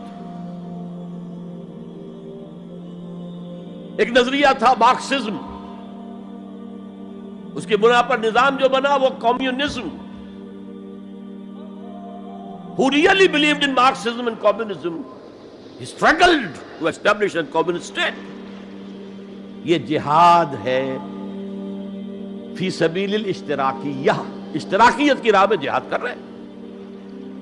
جانیں دے رہے ہیں، مر رہے ہیں، زار کی فوجیں جو ہیں وہ شوٹ کر رہی ہیں کھڑے ہو کر کے قطاروں کے اندر، جانیں دے رہے ہیں۔ اس کے بغیر تو ظاہر بات ہے شہنشاہیت، زار کی شہنشاہیت کہیں جگہ چھوڑ سکتی تھی، کہیں اپنی جڑ چھوڑ سکتی تھی؟ تو یہ جو جہاد ہے یہ ہے ایک نظریے کی بنیاد پر، اس نظریے پر ایک نظام قائم ہوتا ہے۔ جس نظریے میں وہ بلیو کرتے ہیں کہ یہی حق ہے، یہی انسان کے لیے بہتر ہے، اسی میں عدل ہے، اسی میں انصاف ہے، اس کو قائم کرنے کی جد و جہد کرنا ان پر فرض ہے۔ نہیں کرتے تو آپ کہیں گے ایسے جھوٹ موٹ کو بنا پھرتا ہے کمیونسٹ، اس کی تو ساری دوستیاں، اس کے سارے تعلقات جو ہیں وہ تو کیپٹلسٹ کے ساتھ ہیں، تو ان کے تنخواہیں لیتا۔ آپ کہتے ہیں کہ نہیں کہتے؟ یہ ہے جہاد، اگر وہ نظریہ ایمان ہے اور نظام اسلام ہے، اس کے لیے جو جہاد ہوگا وہ جہاد فی سبیل اللہ ہے۔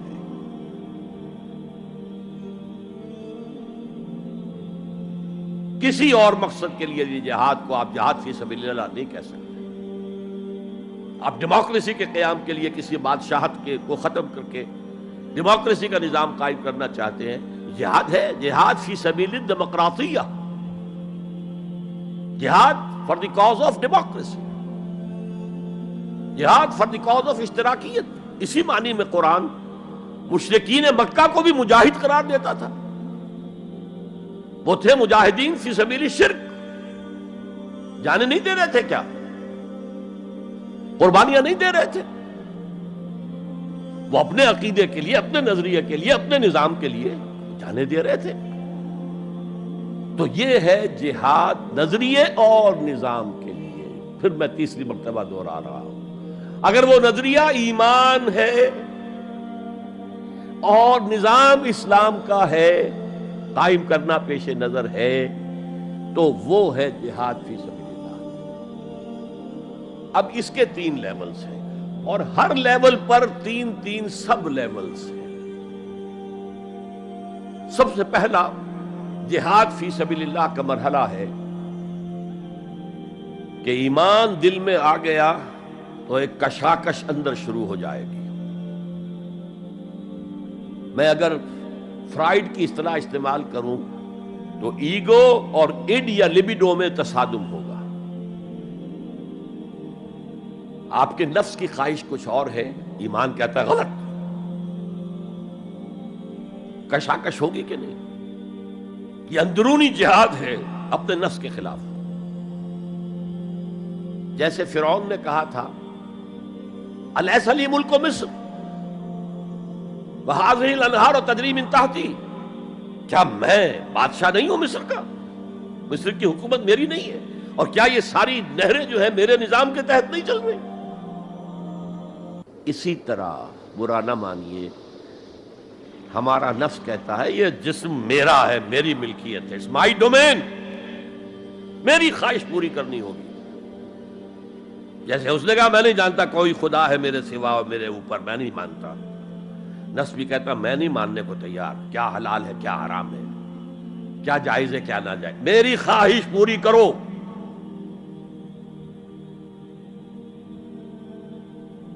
اس کے خلاف جہاد، یہ پہلی منزل کا جہاد ہے۔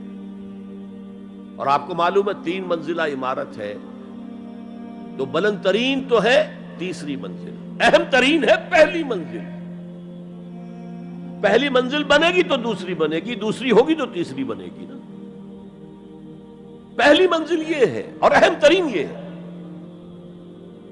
اسی لیے مولانا روم نے کہا نفس ما ہم کم ترس فرعون نیست، میرا نفس بھی فرعون سے کم نہیں ہے، لیکن ایراعون نیست، اس کے پاس لاؤ لشکر تھا، اس نے زبان سے بھی کہہ دیا تھا انا ربکم الاعلی، میں ہوں خدا۔ میرا نفس بیچارہ اس کے پاس کوئی لاؤ لشکر نہیں، زبان سے تو یہ کچھ نہیں کہتا، اندر یہی کہتا میں بادشاہ ہوں اس وجود کا، میری مرضی پوری۔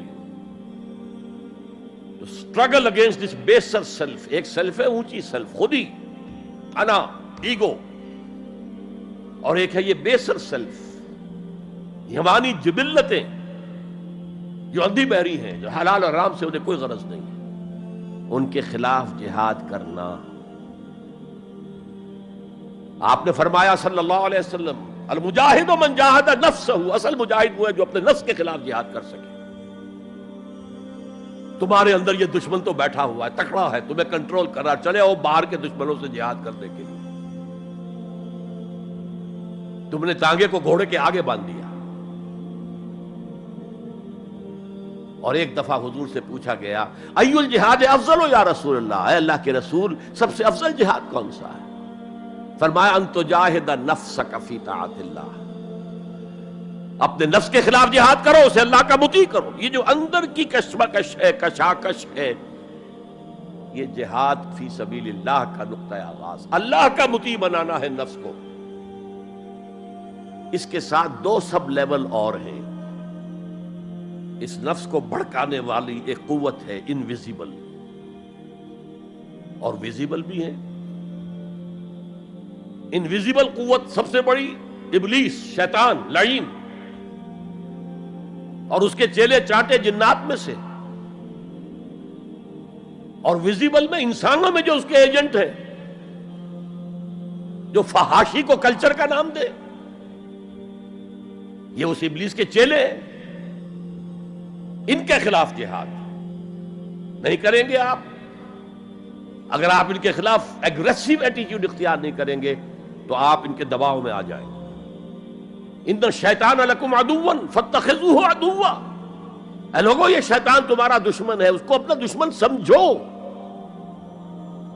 وہ تمہیں سبز باغ دکھاتا ہے، بدی کو مزین کر کے دکھاتا ہے، اچھے اچھے نام اس کے رکھ دیتا ہے، اور تمہیں آمادہ کرتا ہے بدی کے ارتکاب پر۔ نہیں، وہ تمہارا دشمن ہے۔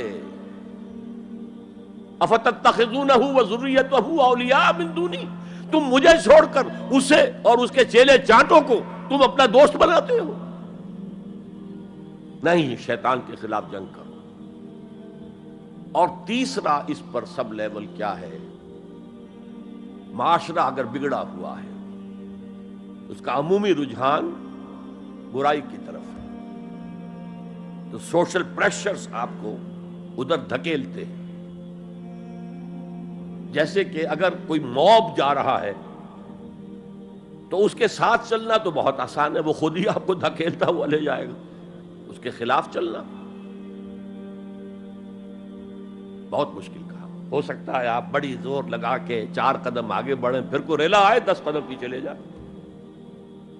تب دو ہی راستے ہیں، زمانہ بات و سازت تو بعد زمانہ بے ساز۔ یا تو پیسو معاملہ ہے، زمانہ تمہارے ساتھ سازگاری نہیں کرتا، چھوڑو تم زمانے کے ساتھ سازگاری اختیار کر لو، چلو تم ادھر کو ہوا ہو جدھر کی۔ ایک یہ ہے کہ نہیں، زمانہ بات و سازت تو بعد زمانہ ستیس۔ زمانہ اگر تمہارے ساتھ سازگاری نہیں کر رہا تو زمانے سے جنگ کرو، لڑو، ریزسٹ کرو۔ تو 3 جہاد ہو گئے فرسٹ لیول کے، 3 سب لیولز۔ نفس امارہ، اڈ، لیبیڈو، نفس حیوانی کے خلاف جہاد، اس کو بھڑکانے والے، وسوسہ اندازی کرنے والے، اس میں پھونکے مارنے والے، شیطان اور اس کی ذریت مانوی اور ذریت نسلی، جنات اور انسانوں میں جو اس کے ایجنٹ ہیں، ان کے خلاف جہاد، معاشرے کے خلاف ایک سٹرگل۔ اب یہ 3 جہاد آپ نے کر لیے، اللہ توفیق دے ہم میں سے ہر ایک کو، تو اب یہ جہاد آپ کے جسم سے باہر نکلے گا، خارج میں آئے گا۔ دوسری منزل ہے نظریاتی تصادم۔ اگر آپ نے ایمان کا نظریہ اختیار کیا ہے تو الحاد کا نظریہ رکھنے والے بھی موجود ہیں۔ آپ نے توحید کے نظریے کو اختیار کیا ہے تو مشرکانہ عقائد رکھنے والے بھی موجود ہیں۔ They are bound to resist۔ اس کے خلاف جہاد کرنا ہوگا، محنت کرنی ہوگی، اپنی بات کو دلائل سے ثابت کرنا ہوگا، اپنی بات کو اچھے انداز میں، حسن اسلوب سے لوگوں کے دلوں تک پہنچانا ہوگا۔ ظاہر بات ہے وقت لگے گا، جان کھپے گی، اور اگر آپ انتہائی سنسیئر ہیں، یہ آپ کا ایک لائف لانگ اور ہول ٹائم جو ہے آپ کی انگیجمنٹ ہوگی ہے. اینڈ ٹائم از منی. جہاد بالمال، جہاد بالنفس، یہ ہے دعوت و تبلیغ کہہ لیں اسے، اپنے نظریات کو پھیلانا کہہ لیں. آخر مارکسسٹ نے اپنے نظریات کو پھیلایا پہلے پیور فلسفی کی سطح پر، ٹاپ انٹلیکچوئلز کو دنیا کے انہیں پوزیس کیا. اس کے بعد ادب کے ذریعے سے، ڈراموں کے ذریعے سے، شاعری کے ذریعے سے، افسانوں کے ذریعے سے وہ فکر جو تھا، طبقاتی شعور، کلاس کانشسنس کا شعور پیدا کیا. اور ہوتے ہوتے یہاں تک کہ ریڑی والے کے زبان پر بھی لفظ آ گیا استحصال. اتنا ثقیل عربی لفظ، استحصال کر رہے ہیں. یہ سارا کام یوں ہی تو نہیں ہو گیا. کتنے ادیبوں نے، کتنے ڈرامہ نویسوں نے، کتنے شاعروں نے اس فلسفے کو پھیلایا ہوا. اچھا، اس کے بھی 3 سب لیولز ہیں. ہر انسانی معاشرہ 3 سطح کے لوگوں پر مشتمل ہے. ایک انٹلیکچوئل مائنورٹی ہوتی ہے، انٹیلیجنسیا ہوتا ہے، یا جسے ایک اور اصطلاح میں کہتے ہیں brain trust of the society. They control direction and destination of the society. ہوتے ہیں مائنورٹی، مائنیوٹ مائنورٹی، لیکن ان کا اور پوری قوم کا جو باہمی رشتہ ہے وہ کیا ہے؟ جیسے یہ دماغ اور پورا جسم. میری ٹانگیں مجھے لے کر چل سکتی ہیں، دوڑ سکتی ہیں، اگرچہ اب میں دوڑ نہیں سکتا گھٹنوں کے آپریشن کے بعد، لیکن بہرحال دوڑا بھی کرتا تھا. لیکن کدھر جانا ہے اس کا فیصلہ یہاں ہوتا ہے. یہ صلاحیت ٹانگوں میں نہیں ہے. ہاں، یہاں سے فیصلہ ہو دوڑو، دوڑیں گے. ہاتھ پکڑ سکتا ہے کسی چیز کو، کس کو پکڑے کس کو نہ پکڑے. ہو سکتا ہے کہ آپ نے ہاتھ بڑھا بھی دیا ہو، کسی کو لکڑی سوکھی سمجھ کر آپ جو ہے جنگل کے اندر سے ایندھن جمع کر رہے ہیں، اچانک آنکھ نے دیکھا وہ تو حرکت کر رہی ہے، فوراً اطلاع گئی، ارے یہ تو سانپ معلوم ہوتا ہے، یہاں سے حکم آیا ہاتھ کھینچ لو، فوراً کھینچ لیا. تو کنٹرول تو یہ کر رہا ہے نا. ماسز کسی معاشرے کی نہ ڈائریکشن معین کر سکتے ہیں، نہ اس کی ڈیسٹینیشن کا فیصلہ کر سکتے ہیں. یہ اس کا انٹیلیجنسیا ہے، یہ اس کا برین ٹرسٹ ہے، یہ اس کا انٹلیکچوئل ایلیٹ ہے. لہذا اس نظریاتی تصادم میں بھی پرائرٹی نمبر 1 وہ طبقہ ہے. اگر وہ آپ کے نظریات کے قائل نہیں ہوں گے، حامل نہیں ہوں گے، there can be no collective change in this society. افراد کچھ مل جائیں گے آپ کو، افراد کے اندر ہوتے ہیں جو قبول کر لیتے ہیں بس، لیکن معاشرہ ان کے کنٹرول میں. اور اس سطح کے لوگوں کو دعوت دینا، تبلیغ کرنا آسان کام نہیں. آپ کو دلیل سے بات کرنی ہوگی، آپ کو ان کے نظریات کا تجزیہ کرنا ہوگا، اس میں کتنا حصہ غلط ہے، کتنا صحیح ہے. ان کے دماغوں میں مارکسزم گھسا ہوا ہے، ان کے دماغوں میں فرائیڈزم گھسا ہوا ہے، ان کے دماغوں میں ڈارونزم گھسا ہوا ہے، ان کے دماغوں میں لاجیکل پازیٹیوزم گھسا ہوا ہے. ہاں، کچھ لوگ رہے ہیں آئیڈیلسٹ بھی. ایک ہندوستان میں مسلمان پیدا ہوا آئیڈیلسٹ فلسفی علامہ اقبال، اور دوسرے ہندو رادھا کرشنن، بہت بڑے آئیڈیلسٹ، اس میں کوئی شک نہیں. اور ان کو اللہ نے لمبی عمر بھی دی، تو انہوں نے جو تصانیف فلسفے پر لکھی ہیں علامہ اقبال نہیں لکھ پائے.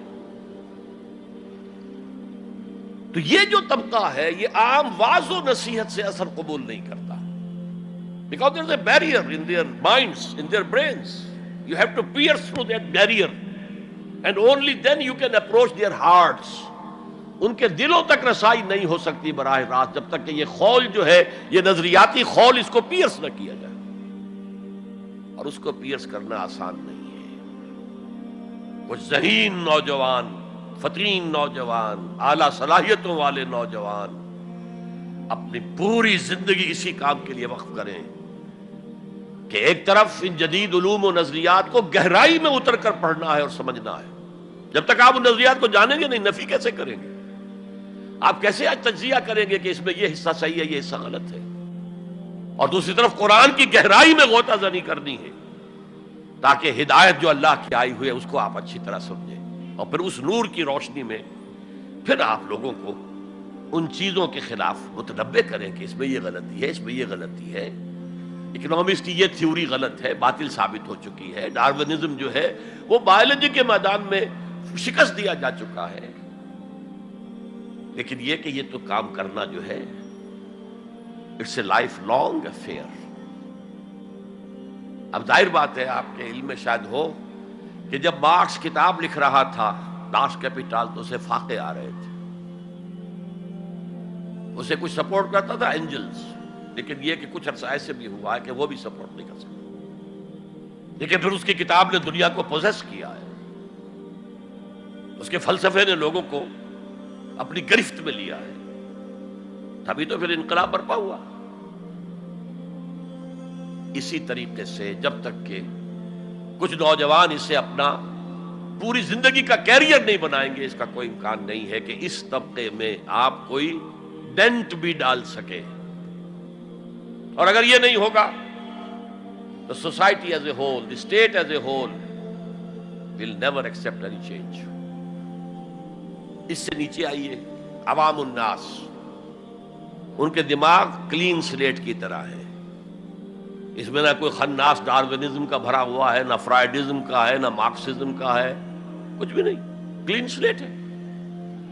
اس کو واعظ و نصیحت کے ذریعے سے ایسی بات جو از دل خیزت بر دل ریزت، دل سے اٹھے دل پہ اتر جائے، سادہ ترین زبان میں بھی بات کرو وہ قبول کریں گے، بس صرف اس کی ایک شرط ہے، آپ کا عمل بھی گواہی دے رہا ہو کہ آپ واقعی جو کہہ رہے ہیں اس پر خود بھی عمل پیرا ہے۔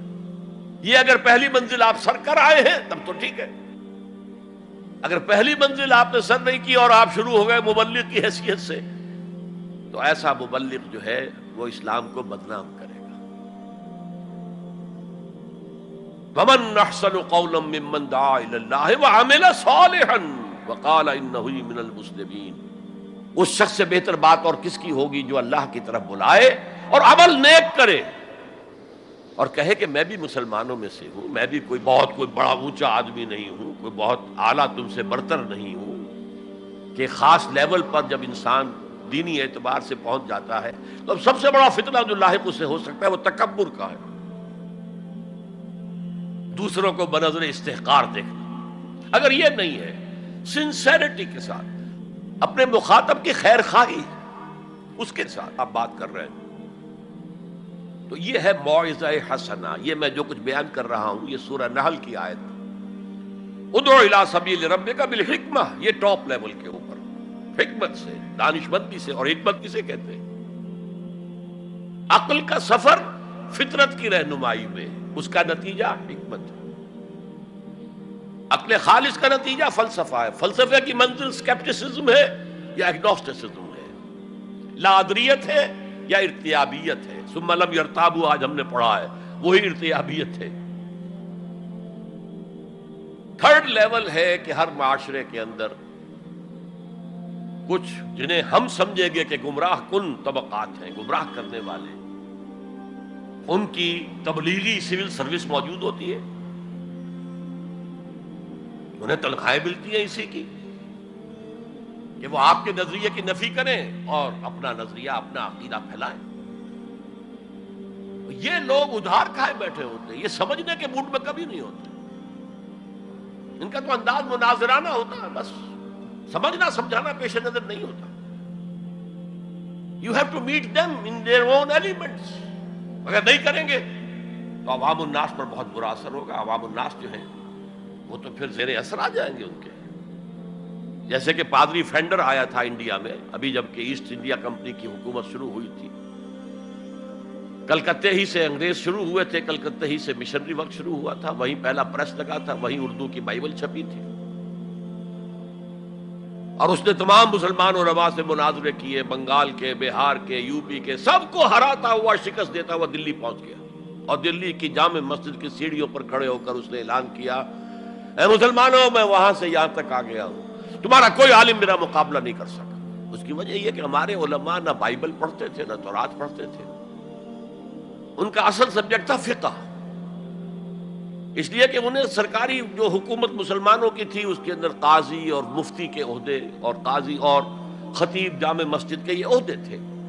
تو سول سروس کے لیے جو نصاب بنا ہوا تھا وہاں اس میں قانون کی اہمیت تھی سب سے زیادہ، تو فقہ پڑھتے تھے. اور وہ لوگ تیار ہو کر آتے تھے پوری طرح عربی سے واقف ہے، قرآن سے واقف ہے، تو مقابلہ کیسے ہو؟ اور اگر اس وقت کوئی شخص مقابلے میں نہ آ سکتا، ایک تو عجیب بات نوٹ کیجئے کہ اس وقت اسلام اور توحید کا دفاع کرنے والا سب سے بڑا ایک ہندو تھا، راجا رام موہن رائے. آئینہ تثلیث اس نے کتاب لکھی ہے جس میں کہ ٹرینٹی جو عیسائیت کی بنیاد ہے اس کی نفی کی اور توحید کا اس بات کیا. بہرحال پادری فینڈر کے مقابلے میں کوئی اگر نہ آتا تو کیا اثر ہوتا علماء پر؟ ویسے ہمیں انگریزوں نے فتح کر لیا، ہمارے مذہب کو عیسائیوں نے فتح کر لیا، لیکن اللہ کا فضل ہوا، کرم ہوا. ضلع مظفر نگر کا ایک قصبہ کیرانہ ہے، مولانا رحمت اللہ کیرانوی رحمت اللہ علیہ وہ میدان میں آئے، انہوں نے شکست فاش دی، فینڈر کو بھاگ گیا ہندوستان سے. تو یہ جدال اس کو قرآن کہتا ہے، مناظرہ نہیں، عام لفظ استعمال ہوتا ہے مناظرہ، قرآن کہتا ہے مجادلہ. لیکن اس کے لیے بھی کیا کہتا ہے؟ جدال بھی کرو تو خوبصورت طریقے سے، گالم گلوچ نہ کرو، لوگوں کی توہین نہ کرو، ان کے جھوٹے معبود ہیں تو انہیں گالیاں مت دو، شریفانہ انداز میں بات کرو. یہ 3 لیولز دعوت. ظاہر بات ہے کہ اس طرح کے مناظرے کے لیے بھی اسپیشل ٹریننگ کی ضرورت ہوتی ہے. اگر آپ ان مذاہب کی گہرائی میں نہیں اترے ہوئے، ان کی تاریخ کی جو ہے پورا پس منظر آپ کو معلوم نہیں، ان کے اسکرپچرز کو آپ نے نہیں پڑھا ہے، تو آپ کیسے کریں گے مناظرہ؟ تو یہ 3 سب لیولز ہیں دعوت و تبلیغ کے، جہاد کے، جس میں جان بھی لگتی ہے، مال بھی لگتا ہے. ایک ادعو الی سبیل ربک بالحکمہ for the elite, intellectual elite, والموعظۃ الحسنہ فار دی کامن ماسز، وجادلہم باللتی احسن، اور جدال اور مجادلہ کرو ان کے ساتھ، لیکن بہت عمدہ طریقے سے، خوش اسلوبی سے. اس میں تہذیب ہونی چاہیے، شائستگی ہونی چاہیے. اگر وہ کہیں اس سے نیچے گر رہے تو مت گرنا. 2 لیولز اور 6 سب لیول ہو گئے. اب آئیے، اس کا چوٹی کا جہاد ہے نظام کو بدلنا. مارکسزم کو مانا ہے تو فرض ہے کہ کمیونزم نافذ کرو. یہ سخت ترین مرحلہ ہے، اس لیے کہ ظاہر بات ہے کہ خلا تو کہیں ہے نہیں، کوئی نہ کوئی نظام تو ہے، اور وہ نظام اپنے آپ کو ڈیفینڈ کرتا ہے، وہ سٹیٹس کو وہ چاہتا ہے. اس کے ساتھ جو پریویلیج کلاسز ہیں وہ چاہیں گی نظام یہی رہے. اسی کی شاخوں پر تو ہمارے آشیانے بنے ہوئے ہیں، ہمارے گھونسلے، ہمارے مفادات پر زد پڑ رہی ہے. Grid up your lines, resist them. یہ معاملہ ہے جس میں تصادم آتا ہے. نظام تصادم کے بغیر نہیں بدل سکتا. دعوت کے ذریعے آپ سلیم الفطرت، سلیم العقل لوگوں کو کھینچ لیں گے، لیکن لاتوں کے بھوت باتوں سے نہیں مانتے. جن کے ویسٹڈ انٹرسٹ ہے وہ نہیں چھوڑیں گے. ان میں سے بھی ہو سکتا ہے نکل آئے. ابو بکر صدیق انہی میں سے تھے، عثمان غنی انہی میں سے تھے، لیکن نکل آتے، لوگ نکل آتے. لیکن اکثریت ان کی وہ ڈٹ جاتی ہے. گارڈ اپ یور لائنز، اپنے مفادات کا تحفظ کرو، بچاؤ اپنے مفادات کو. تو تصادم بیکمز انیویٹیبل، انیویٹیبل، انیویٹیبل. اس تصادم کی بھی 3 سٹیجز ہیں. وہی میں نے کہا تھا نا، 3 سب سٹیجز ہر سٹیج پر. پہلی یہ ہے جسے پیسو ریزسٹنس کہا جائے گا. ظاہر بات ہے کہ کانفلکٹ تو انقلابی لوگوں نے پیدا کیا ہے نا. معاشرہ تو بس رہا تھا، غلام اپنے قسمت پر شاکر و صابر تھے، غربا کہتے تھے ہماری تقدیر ہی یہ ہے، ٹھیک ہے، اسی لیے تو مارکس نے کہا کہ یہ اوپیم آف دی ماسز ہے مذہب۔ اس نے کانفلکٹ کس نے پیدا کیا؟ جس نے کہا یہ غلط ہے، یہ نظام صحیح نہیں ہے، یہ ریپریسو ہے، یہ ایکسپلائٹیٹو ہے، یہ ڈسکریمنیٹو ہے، اس میں تقسیم دولت کا نظام غلط ہے۔ ایک طرف ارتکاز دولت ہے، دوسری طرف احتیاج ہے، بھوک ہے، مفلسی ہے، قلاشی ہے۔ جو یہ کہتے ہیں تو گویا کہ ایک تالاب پرسکون تھا، اس نے پتھر تو آپ نے مارا نا، اب جو لہریں اٹھیں گی تو be prepared to face the music. چنانچہ اور مارو ان کو قتل کرو، ان کو جیلوں میں ٹھونس دو، ان کو یہ کرو، ان کو وہ کرو۔ اس سارے معاملے میں پہلی سٹیج ہوگی اس نظریاتی اور نظام کے تصادم میں ٹیک آل پرسیکیوشن وداؤٹ اینی ریٹیلیشن۔ اگر آپ وائلنٹ ہو گئے فرام دی ویری بگننگ تو جو پاور اس وقت ہے موجود، جو نظام ہے اس کو ریپرزینٹ کرنے والی جو حکومت موجود ہے، وہ آپ کو کرش کر کے رکھ دیں گے۔ You have to buy time. اور اس کے لیے کیا ہے؟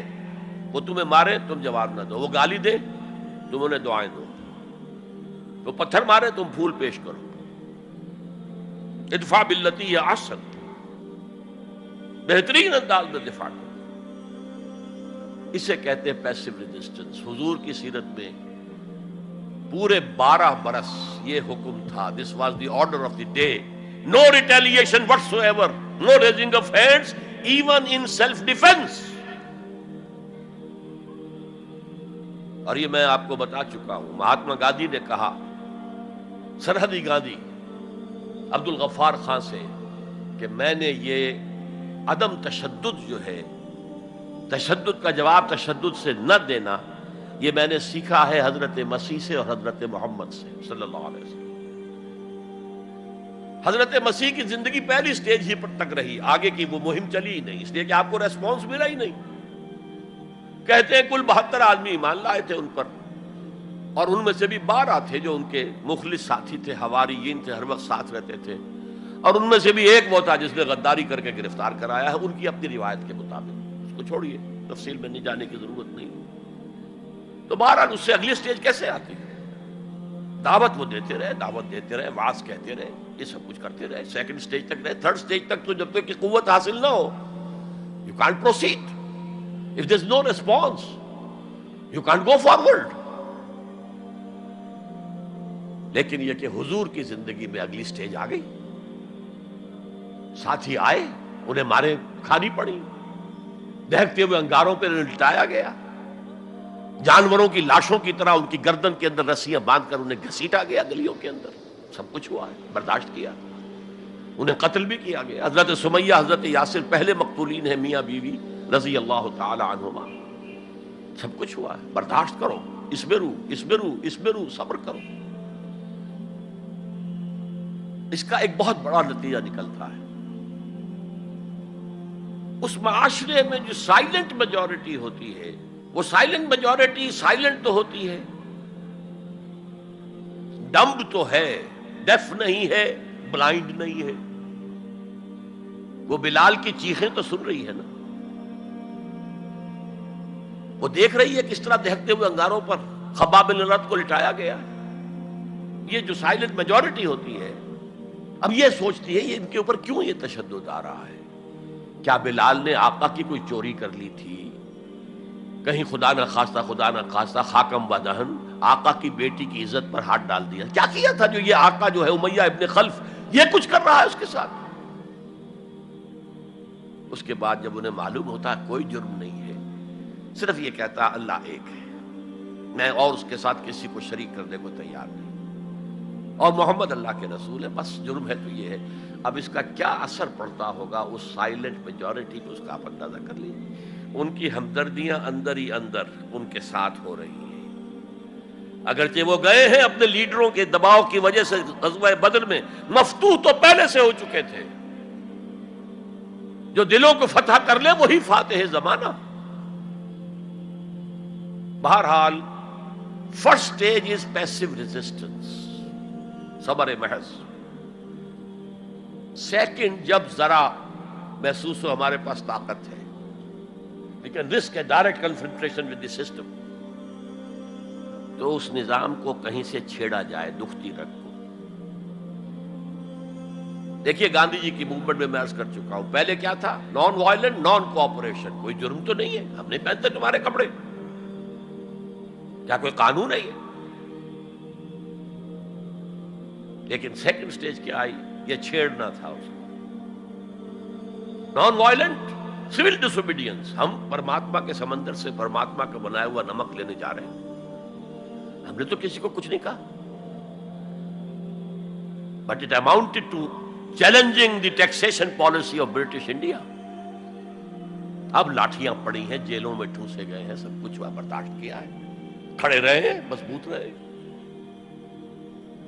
تو یہ سٹیج آتی ہے جب یہ سمجھا جائے کہ ہاں اب طاقت ہے ہمارے پاس، we can risk a direct confrontation with the system.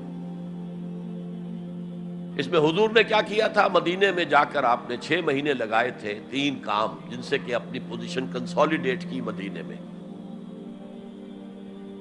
Construction of the mask, وہ مرکز بن گیا، وہی حکومت، وہی دار الشورا، وہی تزکیے کی جگہ، وہی نماز کی جگہ، سب کچھ وہی تھا. دوسرے، ایک انصاری ایک مہاجر، بھائی بھائی، تاکہ یہ 2 فیکشنز علیحدہ علیحدہ نہ رہیں، انٹیگریٹ ہو جائیں. اور ایک جو 3 قبیلے یہود کے موجود تھے، ان کو جکڑ لیا ایک میثاق میں، معاہدے میں، میثاق Madina, joint defence of Madina, pact for the joint defence of Madina. اگر مدینے میں باہر سے حملہ ہوا تو ہم سب مل کر ایک امت کی حیثیت سے دفاع کریں. اس کے بعد آپ نے چھوٹے چھوٹے چھاپا مار دستے بھیجنے شروع کر دیے. ان کی جو لائف لائن تھی، میں نے بتایا تھا کہ ان کے کیریوانز کو کوئی ٹوکتا نہیں تھا، روکتا نہیں تھا، لوٹتا نہیں تھا. اب تھریٹن کیا محمد نے صلی اللہ علیہ وسلم. یہ گویا کہ اکنامک بلاکیڈ آف مکہ تھا.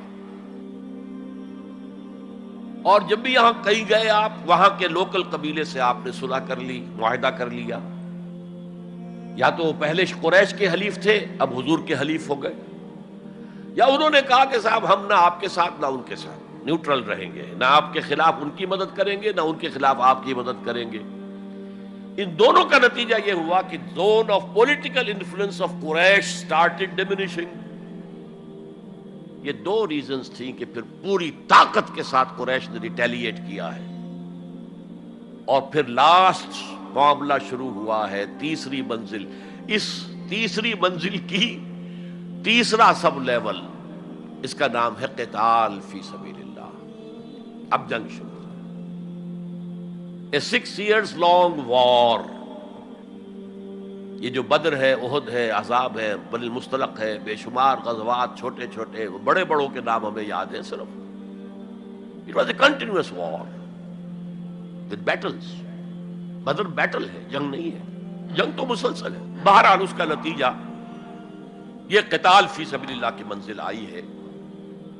چونکہ یہ ساری 8 منزلیں طے کر کے یہاں پہنچے تھے، لہذا کامیابی ہوئی. اگر ایسے ہی اچھل کر نویں منزل پر پہنچ جاتے تو نیچے گر کر ختم ہوتے. یہ ہے قتال فی سبیل اللہ، اللہ کی راہ میں قتال.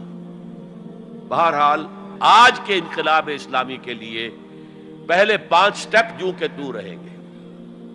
دعوت دی جائے گی، لوگوں کی اصلاح کی جائے گی، انہیں منظم کیا جائے گا، پھر پیسو ریزسٹنس کے دور سے گزرنا ہوگا، پھر ایکٹیو ریزسٹنس.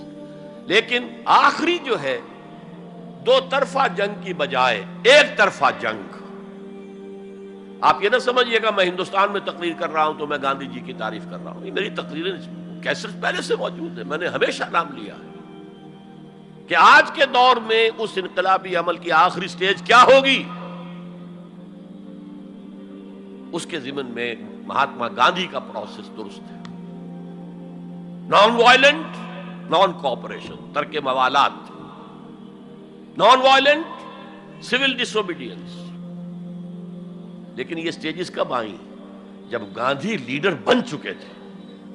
ان کا یہ کہہ دینا کافی تھا کہ بدیشی کپڑا ہم نہیں پہنیں گے اور ہم اپنا چرخہ چلائیں گے. پورے ہندوستان میں چرخے چلنے شروع ہو گئے. لیڈر تو پہلے کوئی ہونا. تو یہ اجتہاد جو ہے اس کو آج ہمیں قبول کرنا ہوگا. ہمارے لوگ کچھ دوسرے راستوں پر چلے ہیں جس کی وجہ سے دنیا کو موقع ملا ہے کہ وہ جہاد کے لفظ کو خوب اچھالیں اور بدنام کریں. حالانکہ جہاد کا یہ پروسیس سامنے ہو تو کسی سلیم الفطرت انسان، کسی سلیم العقل انسان کو اس پر اعتراض کا کوئی بھی حق حاصل نہیں ہوگا. بارک اللہ لی ولکم فی القرآن العظیم ونفعنی وإیاکم بالآیات والذکر الحکیم.